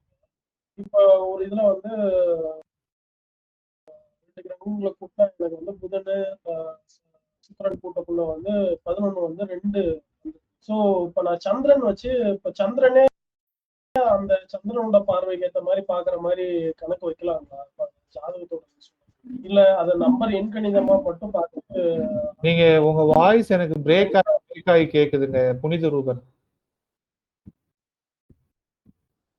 என்ன சொல்ல, திருப்பி சொல்லுங்க. இப்போ ஒரு கட்டத்துல வந்து புதன் பிளஸ் சுக்கிரன் சேர்ந்து இருக்குங்க ஐயா. அப்போ ஆட்டோமேட்டிக்கா வந்து நீங்க வந்து எல்லாத்தையுமே என்ன மாத்தி எடுத்துக்கோங்க அப்படின்னு, கிரக கூட்டணியை வந்து என்ன மாத்திக்கலாம் அப்படின்னு. அப்படி என்ன மாத்தக்குள்ள அதுக்கு நம்ம எடுக்க போற பலனும் வந்து இப்போ புதனையும் சுக்கிரனையும் நம்ம கூட்டிட்டோம் அப்படின்னா 11 வந்து 2 ஆயிடுது, சந்திரன் ஆயிடுறாப்புல. ஒரு 2 இடத்துல இருக்கிற இடத்துல வந்து எல்லாமே சந்திரன் ஆயிடுது. அப்போ கூட்டா இருக்கிறப்போ வந்து அப்ப சந்திரன் பலனை மட்டுமே அந்த ஜாதகத்துக்கு வந்து நம்ம எடுத்து கணக்கு பண்ணா போதுமா? அப்ப புதன் சுக்கிரன் பார்க்காம அப்படின்றது புனித ரூபன் நம்ம சொன்னது வந்து நம்ம ஒரு ஆல்டர்னேட்டிவ் பெர்ஸ்பெக்டிவ்ல பார்க்க சொன்னோம். ஜாதகம் வந்து ஒரு விதியில அடங்குறது கிடையாது. புரியுதா? இப்போ புதனும் சுக்கிரனும் ஒரு இடத்துல இருந்தாங்கன்னா 5 6 கூட்டினா 11 2 அப்படின்னா அந்த இடத்துல 2ஆம் இடம் 2 இன்ஃப்ளூயன்ஸ் ஆகும் அப்படின்னா அது பல்வேறு கோணங்கள்ல அதை எடுக்கலாம். அந்த இடத்துல அந்த 2 எப்படி வேலை செய்யுதுன்னு பார்க்கறதுக்கு. அது தனிப்பட்ட ஜாதகத்துல உங்களுக்கு அது எப்படி அப்ளை ஆகுதுன்ட்டு ஒவ்வொருத்தர் இண்டிவிஜுவல் ஜாதகத்துல தனியா ஆராய்ச்சி பண்ற விஷயம். ஐயா, நான் வந்து ஒருத்தர்கிட்ட ஜோதிடம் பார்த்தப்போ அவர் வந்து எனக்கு ரெட் கலர் தான் சரியா வரும். ஏன்னா செவ்வாயினுடைய ஜாதகத்துல வந்து எனக்கு செவ்வாய் அதிபதி விருச்சிக ராசிக்கு அப்படின்னு சொல்லியிருந்தாங்க. ஆனா அந்த நான் தனியா வந்து சொந்தமா அதை ட்ராக் பண்ண பிளைண்ட் டெஸ்டா செவ்வாய் ஓரையில தான் நான் அதிகமா அடி வாங்கியிருக்கேன்னு சொல்லி நான் கண்டுபிடிச்சேன். அதுக்கப்புறம் எப்போதுமே வந்து முதல்ல வந்து எனக்கு சாதகமா எப்போ நடக்குதுன்னு சொல்லி முதல்ல ட்ராக் பண்ணேன். ஏன்னா எல்லா வேரியபிள்ஸையும் ட்ராக் பண்ணும்போது அது ரொம்பவும் வந்து டென்ஷன் ஆயிரும். அதனால ஒரே ஒரு வேரியபிள், அதாவது எப்போ எனக்கு நான் எதிர்பார்த்ததை விட ஏதோ ஒண்ணு கிடைக்குது அல்லது யாரோ எனக்கு கொண்டாந்து கொடுக்குறாங்க அப்படின்னு சொல்லி ஒரு 1.5 மாசம் ட்ராக் பண்ணேன். அதுக்கப்புறம் எங்கெல்லாம் தடைகள் வருது அப்படின்னு சொல்லி ட்ராக் பண்ணப்போ எனக்கு தடைகள்னு வந்தா மழை வந்துடும். அந்த மழைக்குரிய அல்லது அந்த நீருக்குரிய அந்த சந்திரன் ராசியினுடைய சந்திரன் எனக்கு 6ல் என்னுடைய தடைகளாவே வருவார். அப்போ அதுக்கப்புறம் தான் வந்து சந்திர ஓரை அப்படிங்கிறது வந்து அந்த மழையே வந்து சந்திர ஓரையில தான் வருகின்றது அப்படிங்கிறதையும் நான் வந்து பிடிச்சி எடுத்தேன். அப்போ நான் வந்து ஏதாவது அப்பாயின்மெண்ட் போக போறேன்னாக்கா இடையில வந்து அந்த சந்திர ஓரை இருக்குதுன்னா நான் ஒண்ணு முன்கூட்டியே போயிடுவேன், அல்லது அந்த சந்திர ஓரை பாஸ் பண்ணதுக்கு அப்புறம் தான் என்னுடைய அப்பாயின்மெண்ட் வர்ற மாதிரியும் நான் வந்து அட்ஜஸ்ட் பண்ணி எடுத்துக்கிட்டேன். இது வந்து கரெக்டா வேலை செய்யுது. இது மத்தவங்க என்ன நினைச்சுக்க கூடாது, தப்பா எல்லாருக்கும் இது அப்ளை ஆயிடும்னு நினைச்ச கூடாது. இது அவரு ஆராய்ச்சி பண்ணதுல அவருக்கு கரெக்டா வருது. அது மாதிரி ஒவ்வொருத்தரும் ஆராய்ச்சி பண்ணுங்கன்ட்டு நான் சஜஸ்ட் பண்ணிக்கிறேன். சரியா சார்? வணக்கம் சார். சொல்லுங்க சார், கிருஷ்ணகுமார் பேசுறேன். இப்போ வந்து இந்த நம்பர் பத்தி சார் கேட்டாங்கல்ல, அதுல வந்து நம்ம சார் வந்து நம்பர் போட்டு அந்த டோட்டல் போட சொன்னீங்களே, அதுக்கும் நம்மளுடைய நேமுக்கும் ஒரு கனெக்டிவிட்டி இருக்கு அப்படிங்கிறது நான் வந்து ஒரு 10 ஜாதகத்துல பார்த்தப்ப இருக்கு. அதாவது டோட்டல் வருது இல்லைங்களா? சார் சொன்ன மாதிரி சுக்கிரன் புதன் எனக்கும் அப்படிதான் இருக்கு. 7ஆம் வீட்டுல அது 11 தான் வரும். இது வந்து 11 10 8 4 அப்படி வருதுன்னா அதனுடைய நம்ம நேமுக்கும் அதுக்கும் ஒரு ரிலேட் இருக்கு அப்படிங்கிறது நான் ஒரு 10 ஜாதகத்துல பார்த்து கண்டுபிடிச்சேன். ஆனா எல்லாரும் செக் பண்ணி பாருங்க. இது வந்து எல்லாருமே இது செக் பண்ணி ஒரு அவங்களுடைய ஐடியா சொல்லுங்க சார். தேங்க்யூ. நான் சொல்றது அப்படியே எடுத்துக்காதீங்கப்பா. நான் எனக்கு வந்த இது வரைக்கும் இன்புட்ஸ் எல்லாத்தையும் உங்களுக்கு நான் கொடுக்குறேன், அவ்வளவுதான். நீங்களாம் என்னோட பெரிய குருவா இருப்பீங்கன்ற நம்புறேன். அதனால நீங்களும் உங்களுடைய கருத்துக்களை சொல்லுங்க. It is open forum. சரியா? ஸோ இன்னைக்கு மீட்டிங்கை நம்ம அழகா நிறைவு செய்யலாம். நாளைக்கு சந்திக்கலாம். மீண்டும் உங்களை நாளை சந்திக்கிறேன். இன்னும் நிறைய தகவல்களுடன் இன்னும் மேம்பட்ட தொகுப்புகளுடன் வருகிறேன். நாளை பார்க்கலாம். நன்றி, வணக்கம். நன்றி, வணக்கம். நன்றிங்க. நன்றி சார்.